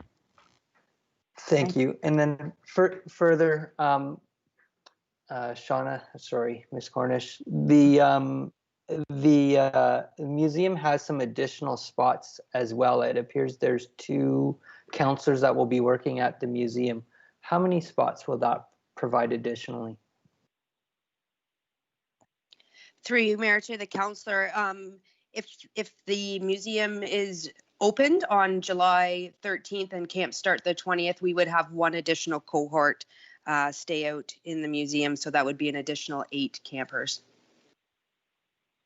Okay, very good. And then one other question is as the summer goes on and the emergency orders progress, would this plan change over the summer, or is this pretty much what we think we're going to see for the summer as total? Ms. Cornish? Yep, through you, Mayor, to the councillor. As we know, everything does change rapidly here through the pandemic, but we're comfortable with these numbers, and we have the staff that have, what am I trying to say? Committed to coming back. And will be trained. So we're feeling comfortable with these numbers, and that this is what we can provide to the community safely. Very good. Very good. Thank you very much, Madam Mayor. Thank you. Thank you. Councillor Brown. Through you, Madam Mayor, I'm not sure who to ask this question to, but on page 4, there's a reference of cleaning washrooms. Who's going to be responsible for cleaning the washrooms? Ms. Cornish? Are you going to be responsible?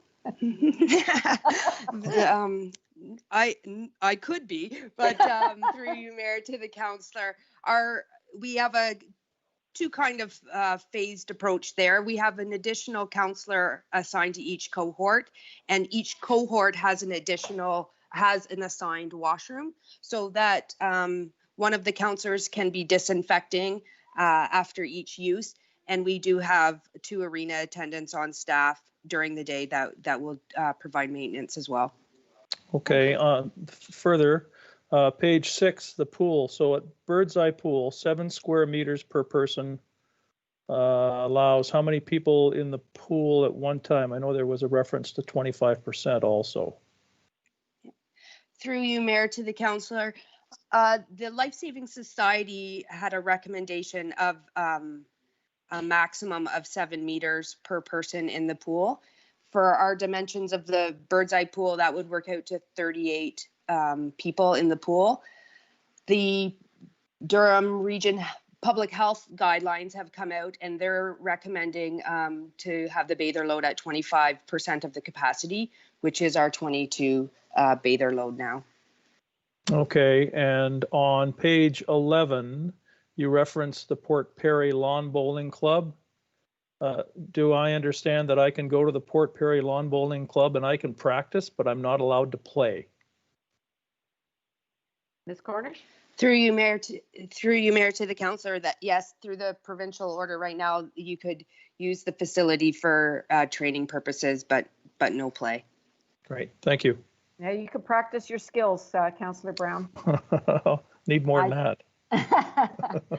I don't see any questions, any more questions. So, Mr. Clerk, could you open the vote, please? Voting is open, Madam Mayor.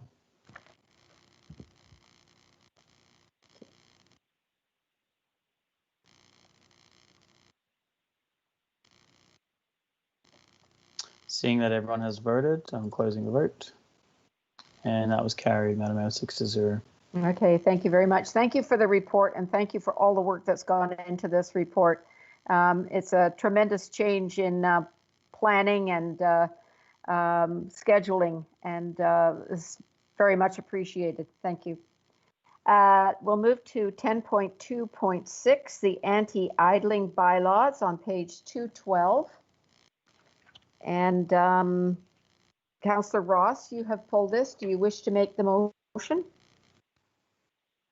Yes, I'll make the motion and a few questions also. Okay, thank you. Do I have a seconder, please? I'll move that, Madam Mayor.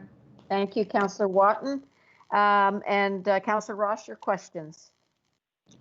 Thank you, Madam Mayor. Through you to, not sure if we have Mr. Murphy on the line or if someone else answered the question, but first question, I guess, is this bylaw intended for private property as well, like in front of Voss's or in the drive-through line at Tim Hortons, or is this solely for public roads? Is Cameron on the call? If not, I'll call on Director. Answer. Thank you, Director. Yeah. Please go ahead. Through you, Madam Mayor, to the councillor, the bylaw is intended for private property. I should mention too that it will be very difficult for our bylaw officers to ticket anyone, especially if they just idle for 5 minutes or something. It's meant more for in public areas for longer term idling. Those will be the ones that will be ticketed the most. Thank you, Director. Can you give me an example of where this has been identified to be a problem? If, as you mentioned, the public areas, the large public areas. Thank you. This is Madam Mayor, to the councillor. There was an instance a couple of weeks ago where a large commercial vehicle was idling for quite a while in the downtown area, and a complaint was made to our bylaw staff, and they were not able to do anything at that time because we did not have a bylaw like this. This was a recommendation from the Environmental Committee, as I understand. Any other questions, Councillor Ross? All right. Yes, thank you. Through you to the Director, I guess I understand that it's going to be difficult to enforce with bylaw, although the police can also use this bylaw at their discretion. But is there a plan to go along with this, a public education fund, to help people understand, not necessarily you're going to get a ticket, but the importance of turning your car off as opposed to idling while you're waiting for somebody? Director? Through you, Madam Mayor. Yes, we will be doing some public education as well, and that's a big part of the bylaw, is for people to understand why idling is bad for the environment and bad for your car. It has wear and tear on your car, so that's an important part of this. And just to mention, the 5 southern municipalities all have similar bylaws in place, and they have for several years. So it is a common bylaw for municipalities to have, and Brock is also working on one right now too. Great, thank you very much. And finally, this is my final question, is the 100, and just for you, Councillor Brown, the $150 fine, can you tell me how that was came up with, just in relation to the Highway Traffic Act? Yeah, if you could just identify where that came from, please. Through you, Madam Mayor, to the councillor, we looked at fines in other municipalities where we could find them. Some weren't easy to tell. Oshawa has a fine of $150, and talking to our bylaw staff, they liked a higher fine because, again, it's not something they'll be able to enforce frequently, but it's got to be substantive enough to discourage people doing it. $150 would do it for me. Anything further, Councillor Ross? No, thank you very much. Okay, thank you. And Councillor Brown? Through you, Madam Mayor, I understand that the idling bylaw will not be in place the same way when the temperature drops below a certain temperature. In other words, if you're warming up your car in the wintertime and you let it run for 3 or 4 minutes to get warm or something, or you're out somewhere running the car because it's 20 below. I understand that there's a guideline there. Am I right? Yes, through you, Madam Mayor, to the councillor, on 4J of the bylaw, it says that that the bylaw is not in effect if it's greater than 27 degrees Celsius or less than -5 degrees Celsius. Great. But then we still encourage people not to idle for that long. I'm reading up on it myself. They recommend using a block heater for a car rather than idling it to warm it up on a cold winter morning. But you are permitted to idle at less than 5 degrees Celsius. Super. Thank you. Councillor Brown, I've got you down again. Is that? No, just the one. Okay, thank you. Councillor Guido? Thank you, Madam Mayor. Through you to the director, just a couple of questions. Will there be full consultation with the school boards for both the school buses that do run as well as the parents that are in kiss and ride? Through you, Madam Mayor, to the councillor, if the bylaw is passed tonight, we won't be consulting school boards and parents about implementing the bylaw, but we will educate them about the bylaw. Right, that was my question. Simply because we have many parents or guardians or whomever picking children up at schools that don't necessarily live in the municipality. So my expectation or thought would be that we communicate this to our schools so that there can be an education process for both the school bus drivers who do typically leave the engines running, as well as parents that are in the kiss and ride. I really hope that we can avoid some kind of article in the newspaper that township issues a fine to a parent either in a drive-through or a kiss and ride. Hopefully there is education out there as to when it's appropriate to ticket and not ticket in certain situations. Yes, that's a very good point, and we will make sure to send education material to schools. Thank you. Okay.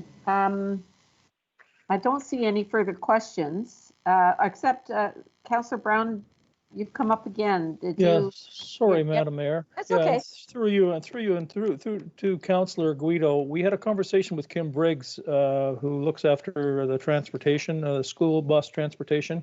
Those buses are not supposed to be idling wherever possible. So I don't know what your experience is, but I know after I learned that, I went personally to a few school bus drivers and asked them to turn their vehicles off because they were leaving them running. So there are people that are on it. Kim Briggs is one of them, and we spoke to her, and hopefully that will not be an issue this winter, such as it is with schools. Okay, thank you. Thank you. I think that completes our list. We have a mover and a seconder, and Mr. Clerk, would you open the voting, please? Voting is open, Madam Mayor. Thank you. Seeing that everyone's voted, I'm closing the vote now. And that was carried, Madam Mayor, 6-0. Thank you. And now we'll move on to 10.2.8, and that's the interim control bylaw, cannabis cultivation and production facilities. Councillor Brown, we've noted your declaration of interest, and I will call on Councillor Ross I know he had a question, but did you want to make the motion? Yes, please, Madam Mayor, I'll make the motion for this. Okay, and I'll second it, Madam Mayor. Okay, Councillor Kiesebrink. We see we have Jamie Robinson from MHBC Planning. And Robin Prentice, is Robin with us tonight too? Yes, I am, Madam Mayor. Okay, did you wish to speak to this? Sure, I could speak to it. So, through you, Madam Mayor, we decided to bring this forward because we've been receiving a lot of inquiries as well as a number of complaints from residents regarding cannabis facilities. The reason we've quoted it as cannabis cultivation and production facilities is cannabis cultivation is where they grow the cannabis. Production would be where they take the cannabis and package it and produce it into a sellable product. So that's why there's the distinguishing factor there. So we thought we would propose to bring forward this interim control bylaw for council's consideration, which would essentially prohibit any new facilities, any new cultivation or production facilities from being established within those agricultural and rural zones. And I would just like to distinguish and make it clear that this would not prevent or deal with any of the legally existing operations that have been established within the township. But the interim control bylaw would allow staff to get the amendments to the official plan and zoning in place regarding cannabis and these facilities. It would allow us to finalize those amendments and get it through the public consultation process. We have been working on these amendments, but there has been some delays in the public consultation process given the ongoing COVID-19 situation. So this would allow us to somewhat catch up and get those amendments in place and put some policies in place to help guide and direct these types of facilities. Not sure if Jamie has anything further to add. Yes, Jamie, do you would you like to add anything to?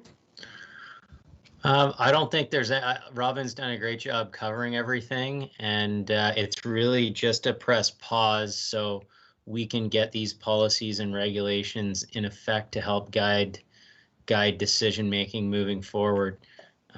When the official plan and when the zoning bylaw were prepared, cannabis cultivation and facilities was not something that was allowed federally, and since federal rules have changed, municipality needs to change their planning documents to get up to speed, and this allows us to press pause to do that, to make sure we have a consistent approach throughout the municipality. Thanks. You very much.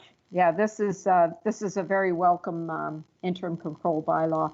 I have Councillor Kiesebrink with a question.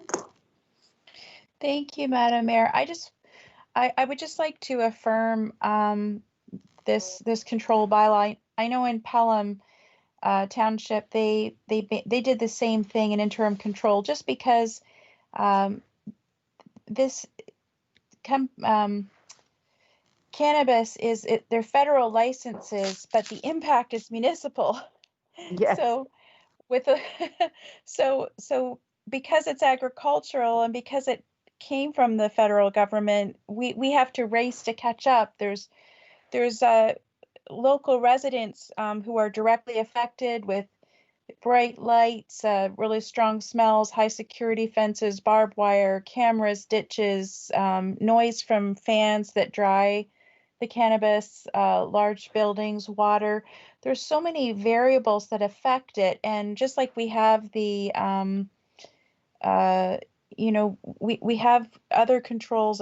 If you're going to do a cattle barn or something, there's minimum distance separation requirements to make sure that smells and things are taken into account for nearby residents. But none of this work has been done yet on the municipal level. So I just basically wanted to say I really support this. I've gotten a lot of concerned residents wondering what we can do to help. And I think that it does need to be looked at and managed. So I would support this motion. Thank you. Thank you very much. Councillor McDougall? Yes, thank you, Madam Mayor. Actually, I think Councillor Ross pulled this. I'm not sure if he has any questions Oh, first. I'm sorry. Yes, Councillor Ross. I'm sorry. Go ahead. Thank you, Councillor McDougall. No worries. My first question is, this is obviously a major concern for all the rural communities. excuse me, even though agriculture is, makes up this larger township and we support our livestock, our horticulture, I think cannabis industry is new to the township, and as such, we need to understand its impacts, water consumption, byproducts released, and so on. My question, though, is what criteria is needed to establish to demonstrate that an operation is existing prior to the passing of this bylaw? We have a number on the island that are just up and started now, just getting permits. Is that enough for them to continue on, or does this put them in a hold pattern until we have the proper study done? Who would like to answer that, Robin or Jamie? I can answer it or take a stab at it. It's Jamie here. In terms of demonstrating it's a use as existing, we've got provisions in the zoning bylaw to recognize legal non-complying uses, and there's definitions provided to identify those. But in effect, the use does have to be in existence, and the onus is on the property owner to provide the justification, the demonstration, or the evidence, so to speak, that a use was in existence prior to the interim control bylaw coming into effect. So they would have to identify that they've got the necessary permits in place from the federal government to undertake the operation, and then they would have had to start the operation and have that evidence, be it photographic or be it other evidence to demonstrate that. But the onus is on those individuals. Okay, just to clarify then, so a superstructure that's up, a greenhouse that just has the structure up but isn't actually growing anything, that would not be considered in use at this time? I don't believe so. We'd have to evaluate each situation individually, but unless if the growing operation is not present currently, then no, it would not be. Okay, thank you. And through you, Madam Mayor, further, where is the governing body that decides if it is in use now or not? Is that yourself, or who is making up that body? I can answer that question. So it comes down to a zoning bylaw complaint issue. So if there's a use that's occurring that the bylaw officer, the municipality, or a resident believes is not in compliance with the zoning bylaw, such as one of these uses, and a complaint was lodged, the municipality would investigate that complaint as they would with any zoning bylaw complaint. And then at that point in time, based on the results of the investigation, would reveal whether or not the use is in compliance with the zoning bylaw. And in this specific instance, whether or not it predated the interim control bylaw or not. Okay. So it falls on the municipality and the bylaw enforcement. Right, so it is the municipality and not the federal side of things. Correct. Okay, and this that's is correct, yes. Okay, great. And this is only for those permitted areas. This doesn't include residential for-plant operation, we'll call them operations, for-plant establishments. Is that correct? That's correct. It also does not include industrial areas. We've been fairly specific in this interim control bylaw applying to agricultural and rural areas. And what sets an industrial area apart from a rural and an agricultural area is that industrial areas typically have land use planning aspects associated with those businesses that are similar to what you might see with a cannabis facility, such as the traffic movements, smells and odors, which are again governed by MOECP requirements and regulations.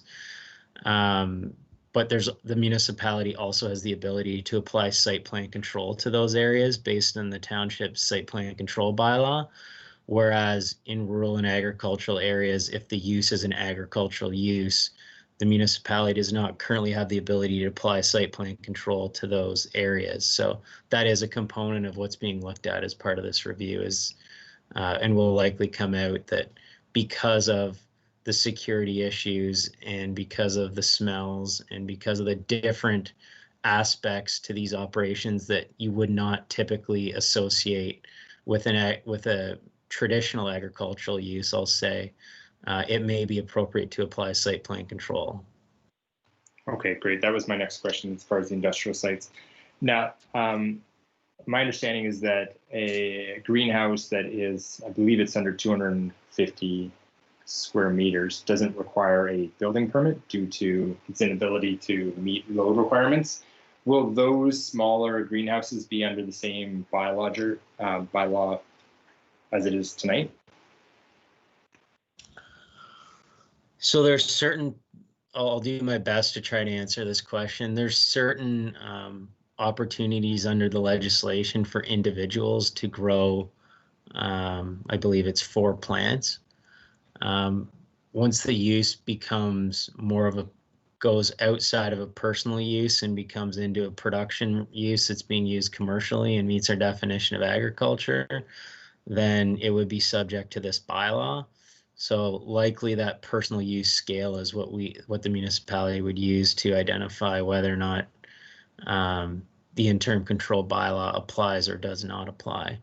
So ultimately, it comes down to the use and not specifically the size of a building or structure. And that goes for any use, not just cannabis.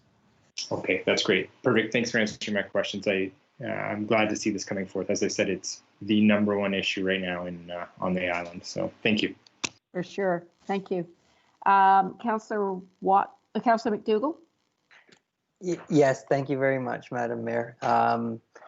Thank you, Jamie, for this presentation. I do have a question. So if I get a script from my doctor and I get prescribed my 95 grams, am I allowed to grow my 465 plants inside my hoop houses under this bylaw, or will I be not allowed? Go ahead. Sorry, I missed the last question. What was the number of plants you were referring to? Well, apparently 95 grams translates into 465 plants indoors, and hoop houses counts as indoors. I'm not sure of the background on that, but that I believe the maximum number of plants someone can grow is 4, but we can look into whether or not this bylaw would apply in this instance or not. Okay, and further to that, my understanding is should I have the right to grow medical marijuana for myself, I also have the right to grow it for 3 friends, which means I can grow almost 2,000 plants in hoop houses. Yeah, I'm not sure, through your worship, I'm not sure the specifics of what would constitute a agricultural use or not, but I would suggest again that more than 4 plants meeting those requirements for personal use would likely be captured as a result of this bylaw, but we can confirm that for you. Okay. The overall intent of this bylaw is to prevent those large-scale operations from occurring until such time that the municipality has regulations in place and policies in place to evaluate these applications on a consistent basis.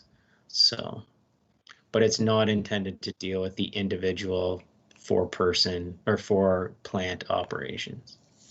Very good. Just one further question, Madam Mayor. So the municipality does have a right to restrict which crops an agricultural proponent farmer can and cannot grow? So through your worship, it's dependent on the zoning bylaw. So currently the zoning bylaw isn't specific between crops. Effectively the definition of an agricultural use in the bylaw includes the growing of crops.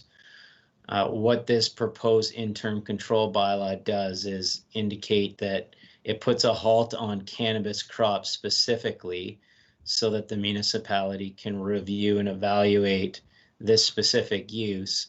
And what I would anticipate the bylaw amendment might look like, the specific zoning bylaw amendment might look like, is it would differentiate cannabis crops differently than other crops. And there would be a specific definition dealing with cultivation of cannabis as opposed to cultivation of other agricultural crops. And that speaks towards the differing land use impacts that are potential as a result of cannabis that I believe are the impacts that many of the residents of the community are concerned about, that just differ from an other typical agricultural crop, be it a cash crop or a fruits and vegetables crop. There's differing land use impacts that we're seeing from these cannabis facilities. And that's effectively how we would distinguish this use from another agricultural use. Sorry, Madam Mayor, one last question. Will we, when this bylaw is further developed, will we break this back up into a cultivation and production type separation so that hopefully we're steering production type facilities to industrial areas? And obviously cultivation would be allowed in our, well, sorry, I can't say obviously. I'm assuming cultivation would be allowed in our agricultural and or probably indoor industrial areas, but is that a reasonable assumption as to where we may be going? Through you, Madam Mayor.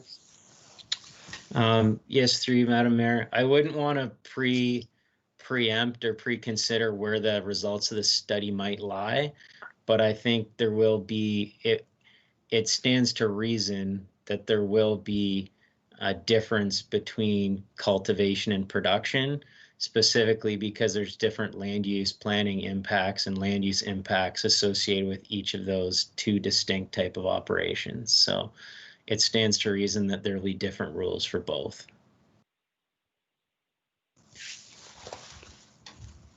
Anything further, Councillor McDougall?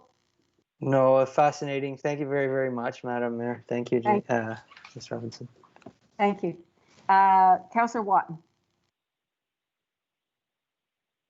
Thank you, Madam Mayor. Just a few questions, if I might, please.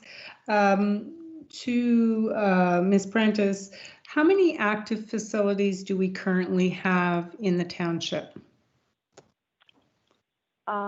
Through you, Madam Mayor, active operations, we don't actually know because many have set up under the agricultural vice where they are considered an agricultural use, they're growing a crop and they're using agricultural structures. So we're not currently aware of every single operation that exists.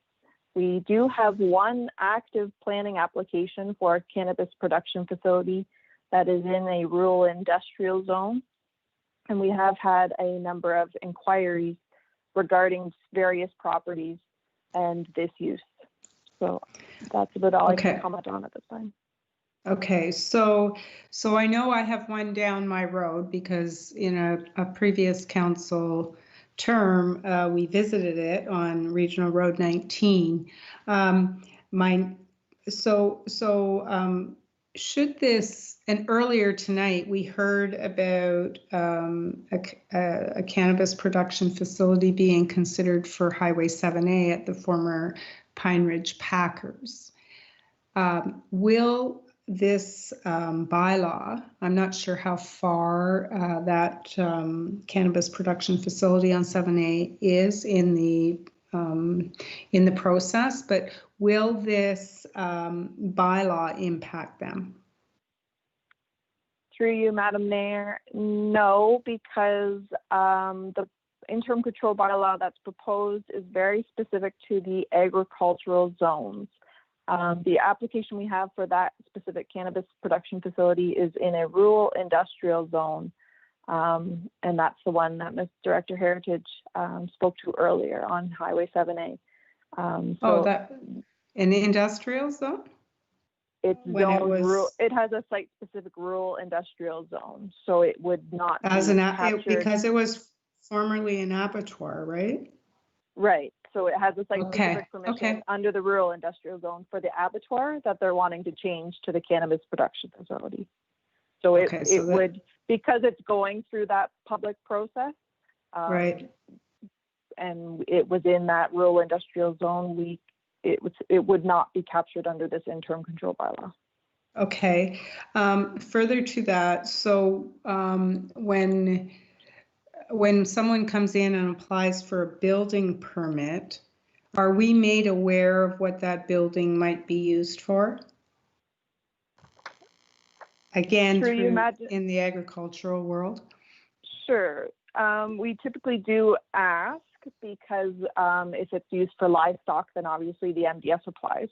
So it's not just, they have to provide us a bit more information than if it's just agricultural. And given that if this interim control bylaw is put in place, then we could work with building to kind of put those parameters and those questions in place so that we do ask those questions. Okay, and my final question, if I may, and I'm just again referencing a previous council term where we heard much of there was nothing we could do because it was under federal control. If we create a bylaw that will prohibit this, are we going to be faced with that same argument? Through you, Madam Mayor, I don't believe so. There have been a number of other municipalities that have done interim control bylaws to be able to set up amendments to their documents to deal with cannabis and these types of facilities. I think at the time, because of the way the legislation came in, they started with those medical marijuana facilities. We didn't have much control at that point in time. But now with the broadening of the cannabis and the more recreational use and the commercial use that comes with that, there is an opportunity for the municipality to provide more input in terms of where are these types of facilities located and what kind of parameters do they have to meet. So that our bylaw will also look to what parameters can be included so that it just doesn't get to be argued as a federal control policy or whatever. Is that, if I understand what you've said correctly? Okay. Yeah. All right. Thank you very much. Thank you, Madam Mayor. Thank you. Mr. Clerk, do we need to have a motion to go beyond 10 o'clock? Is it it's actually 10:30, Madam Mayor. 10:30, or we're going to make it then, I think. I do have one question, and I just want to make sure I've got this right. Earlier in the questioning, it came up that this is for new operations. We've got a number that we've had complaints about, and you said if they're existing, if they can prove that they're existing. Well, some of them have only been existing for a matter of weeks. They go up pretty quickly. Are we going to be able to address those ones? Through you, Madam Mayor, I can answer that, Robin. Unfortunately not. If they're legally established as an agricultural use in certain areas, then they can continue even despite this interim control bylaw because they were existing at the time. One thing we didn't put in the interim control bylaw was expansions. So they would have to show what size they were at the time, and that's something we would have to look at through enforcement. Okay. Well, I was hoping that we could address the ones that are causing the nearby residents a lot of problems. But anyway, we'll see where we can go with that. We have a mover and a seconder, Mr. Clerk. Can we call the question, please? Yes, Madam Mayor, the voting is now open.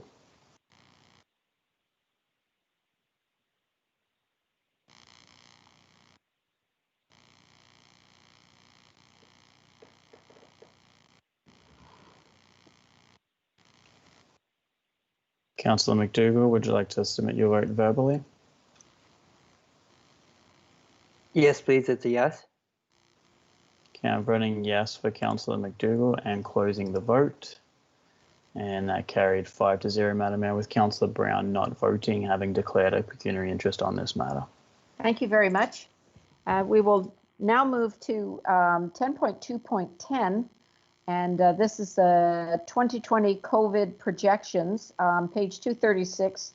And Director Valentin, you've had 3 reports on finance, and want to appreciate those reports, but we've only got questions on this one. And this was pulled by Councillor McDougall. Do you wish to make the motion, Councillor McDougall?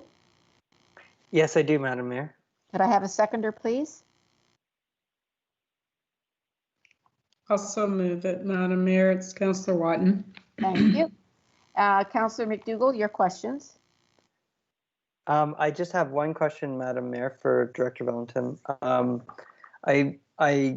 As we heard earlier from BDO, the municipality is in fine shape. We've done what we've needed to do in terms of pulled back projects and held back things to make sure that we could make it through this time, or we believe that we've done that. At the bottom of the report, I see that we have actually a net savings as we move through COVID. But at the end, we have some projects that we haven't been able to do. For example, the one that stands out in my mind is the Salt Dome. Is there any other projects that maybe were contingent that we needed to complete in order to receive grant funding, or will we still be eligible for the grant funding on those projects if we move ahead at a later date? Director? Thank you, Madam Mayor. Through you to Councillor McDougall. We're monitoring all of our expenditures right now, and as I stated in this report, it's at a point in time. Things are changing fluidly. The province is making decisions and changing the way things are run weekly. So what I tried to capture in this is at a point in time that we feel that we've made the right decisions as far as pulling back on expenditures. I will be working with the directors. If we do receive grant funding, we will be reviewing the projects and where we stand at that point in time. So it's something that it's fluid, it's a moving target. This report was written at a point in time with the best information and best assumptions that we had. But again, we will be monitoring and things may change over the summer months. These were deferred or going to be discussed again in September anyway, weren't they? Most of these yes, projects. Madam Mayor. Yes. Yeah. Anything further, Councillor McDougall? No, that's all. Thank you very, very much for your diligence and all your hard work. Thank you. Councillor Guido? Thank you, Madam Mayor. Just a very quick question. On page 3 of 6, there's an assumption there that the ice will not be made available in the Blackstock Recreation Center. Is that due to COVID sanitization, or would that be due to other reasons specific to the Blackstock Recreation Center? Director, can you answer that, or should we go to Director Coleman or Ms. Cornish? Thank you, Madam Mayor. I can answer part of it, and then I probably will defer to Director Coleman. As mentioned, this is at a point in time, and with the best information we have at this point, I'm not sure that we'd be able to open both facilities. Looking at perhaps one, but I will defer to Director Coleman for further follow-up. Director Coleman, do you want to take that, or is it Ms. Cornish? Yes. Through you, Madam Mayor, the councillor, ice and ice sports is one of the big unknowns at this time. There's like Hockey Canada and all the ice sports associations are trying to work out how they can be played safely. And we expect that overall enrollment and usage will be down. And so if we're not using 100% of the ice in the Scugog Community Recreation Center, financially, it wouldn't make sense to open up the ice at Blackstock, which would cost more because it's an older facility. But again, there's a lot of unknowns at this time. We'll continue to review it. And, if the usage is there and we can justify opening all 3 pads, we will. But at this point, our best guess is that we would just open the 2 pads at Scugog Community Recreation Center if the government says it's safe to proceed with team sports on ice. Thank you. I don't know if Ms. Cornish has anything else. Ms. Cornish? Through you, Mayor. No, Director Coleman's covered it. Thank you.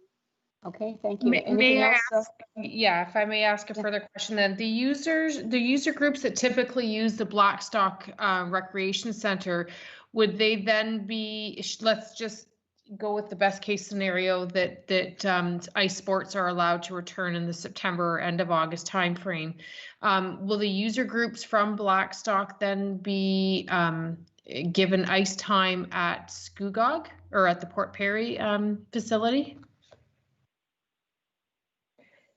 Through you, Madam Mayor, to the councillors, that's the way we see it right now. If ice sports do go ahead and enrollment in general is down, that's how it would be offered right now. So then, pardon me? Further, Councillor Guido? Yes, well, more to understand then, would that entail a user group meeting to determine the amount of ice that each center would need?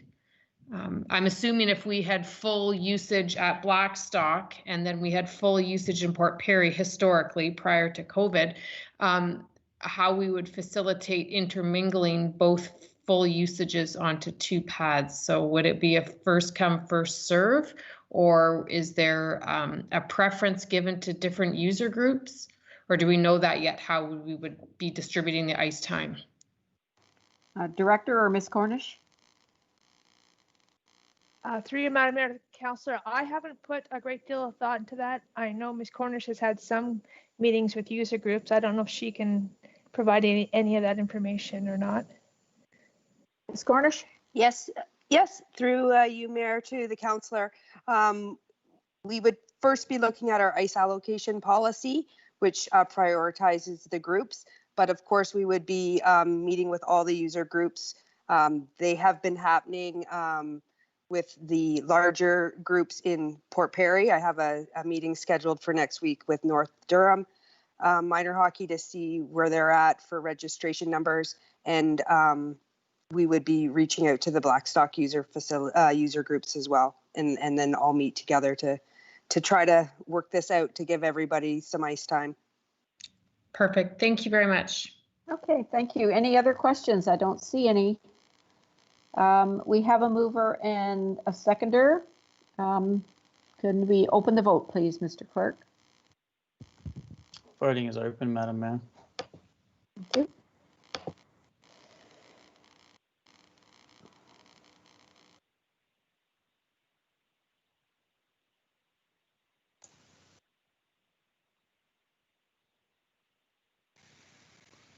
Councillor Brown, would you like to submit your vote verbally? In favor. Thank you. Voting in favor for Councillor Brown and closing the vote. And that's carried 6-0, Madam Mayor. Thank you very much. Director Valentin, we recognize that, in addition to the audit and working on the budget timetable and keeping an eye on the current transactions and everything, we recognize that it's been a tremendous workload for you and your team. And we thank you very much for keeping such a vigilant look at everything that is going on right now. So thank you very much, and please pass that along to your team. And thank you, Madam Mayor. I will do. Thank you. That finishes our agenda for tonight for the consent agenda, and there's no notices of motion, no new business that I am aware of, or general information. Excuse me, Madam Mayor. I don't mean to interrupt, so forgive me. I do have something I'd like to bring in the way of correspondence, if that's okay with everyone. Please, go ahead. This is just for information, but it's certainly worth noting. I got a text from Brigida McLeod, the chair of the BIA. They had a meeting tonight concurrent with ours. This is what she wrote. The BIA meeting just ended. The board voted to try closing the north side of the street on 2 Sundays in July. The 19 and 25, plus a few other things came up, namely better enforcing of the 3-hour parking generally. Thought you might like to know. So I'm passing that along for information. Okay, thank you. That's quite a bit different from the motion that was made last week.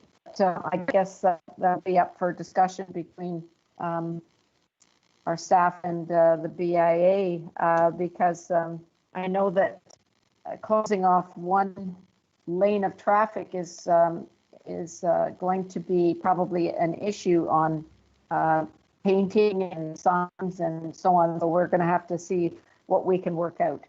But thank you very much for bringing that forward. Okay. Any questions or comments on that? Seeing none, I'm looking for a motion for the confirming bylaw. I'll make that motion. That's Councillor Kieseberg. Second. Councillor I can McDougall. second that. Oops, Councillor McDougall. Mr. Clerk, can you open the vote, please? Voting's open, Madam Mayor. Thank you.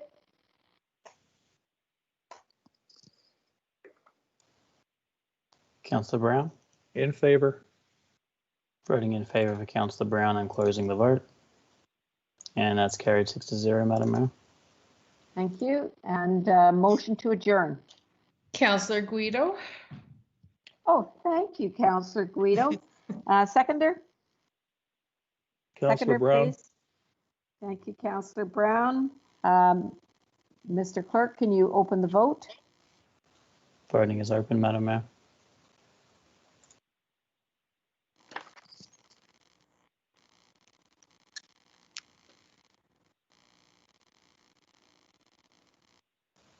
Councillor Brown. In favor. Thank you. Voting in favor for Councillor Brown and closing the vote. And that is carried 6-0, Madam Mayor. Thank you. Thank you. And before I formally declare that motion approved, I would just like to thank all of council for all of the work that's been happening in this session before our summer break. I wish you all a great summer break. I also want to thank staff for leading us through especially the last few months. It has been a tremendous workload on everyone. And I thank the emergency control group and senior staff for getting us through this, and for council as well for all of your support. And I want to thank the residents of Scugog Township for their diligence in following the guidelines, our bylaw officers and our police for keeping an eye on things in the public areas of the township. It's because of all of us and that we have managed to keep our numbers very low in Scugog, and I'm extremely proud of everyone. So thank you very much. Enjoy your brief break, and we'll see you probably at some point in August if we don't have a special meeting in between. So I now declare this meeting adjourned. Good night, everyone.